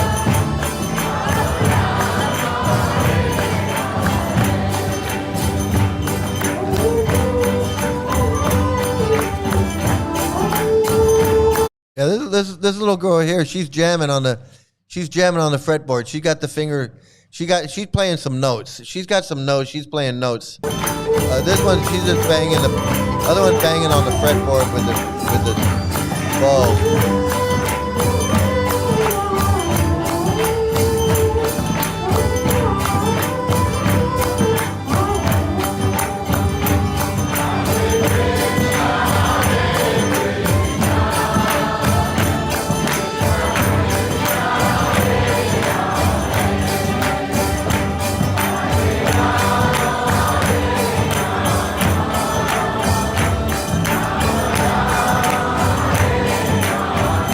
So ridiculous. It's so ridiculous. It's so ridiculous. Oh, it's so ridiculous. Yeah, you know, their future is dummy gods rock, man. It's so stupid. These kids, their future is being an old lady, being an old lady and handing out bracelets at the Hollywood Bowl. Or selling little books down at Venice Beach. I see the creeps at the back. Wife choosing competition. Yeah, they're like, okay, how old's that one? How old's that one with the? How old's the one with the violin? The girl that's playing the notes on the violin. How old's that one? Yeah, that one right there. How old is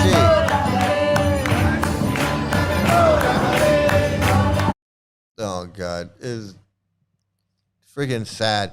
Sad, sad, sad. That's all I can say. It's sad. It's sad. It is sad. All right.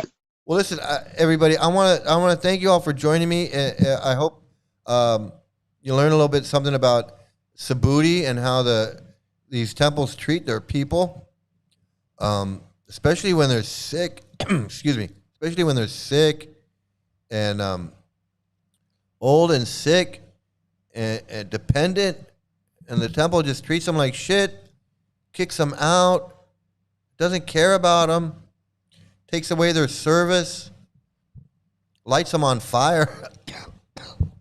Lights them on fire. No, I don't know who lit her on fire, but according to somebody, according to Valentine, someone told her to go burn herself. What the fuck is that? That shit pisses me off. You're telling somebody to go commit suicide. Go set yourself on fire like Kunti. These people are so violent. You know, they say that I'm Sisupal, I need to have my head chopped off. They're telling this woman she needs to go burn herself like Queen Kunti. They tell Vishnu John to go jump in the river like Chota Haridas. What the fuck is wrong with these people? What's wrong with them is they're delusional. They're delusional. They're delusional. They believe in these stories. They think they're God men, holy men. They're fucked up in the head. Psychopaths, narcissists. They don't give a fuck about anybody. Look at these kids. I don't give a fuck about these kids. I got all excited and angry again. Anyway, hey, thanks for all you do, Duke. You're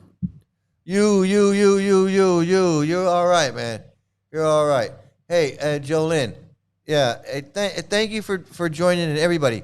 I want to thank Don and Rafal and Duke and Rafal again and Paz. Paz, man, hang in there, Paz. It's gonna be all right, man. It's gonna be all right, man. And fake human, man, just walk away. Fake human, just walk away. Absolutely. Liam and who else was here? Weird Planet here? I don't know. Anyway, if I missed your name, Liam, with the Indian guy needs to go back. And who was that came in and said some stupid shit and then left, never came back again? Ashen, Pee Wee Herman. Where was Pee Wee Herman? And Snoggle. They look tired and hungry. They look tired and hungry. Yeah, and AJ. And AJ, thank you, AJ, for joining in. And Snoggle, everybody. Everybody, man. Yeah, love all of you guys. I love all of you guys, man. Absolutely. So thanks, everybody. Everybody have a great day, great night, great morning, great afternoon, great evening. If you're hungry, have a great brunch. Please have some great luck. Stay out of a cult. And this is the time when you get to see me when I was a crazy, delusional, out of my mind, psychopathic, friggin' cult member. Here I go. Here I am. Thanks, everybody.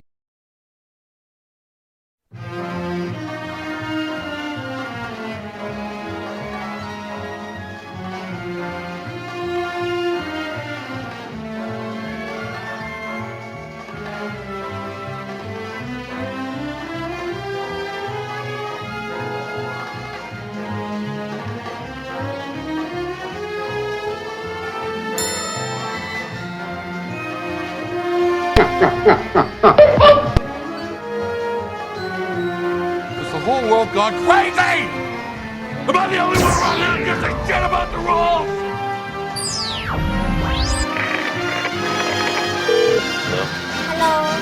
Are we clear? Yes, sir. Are we clear?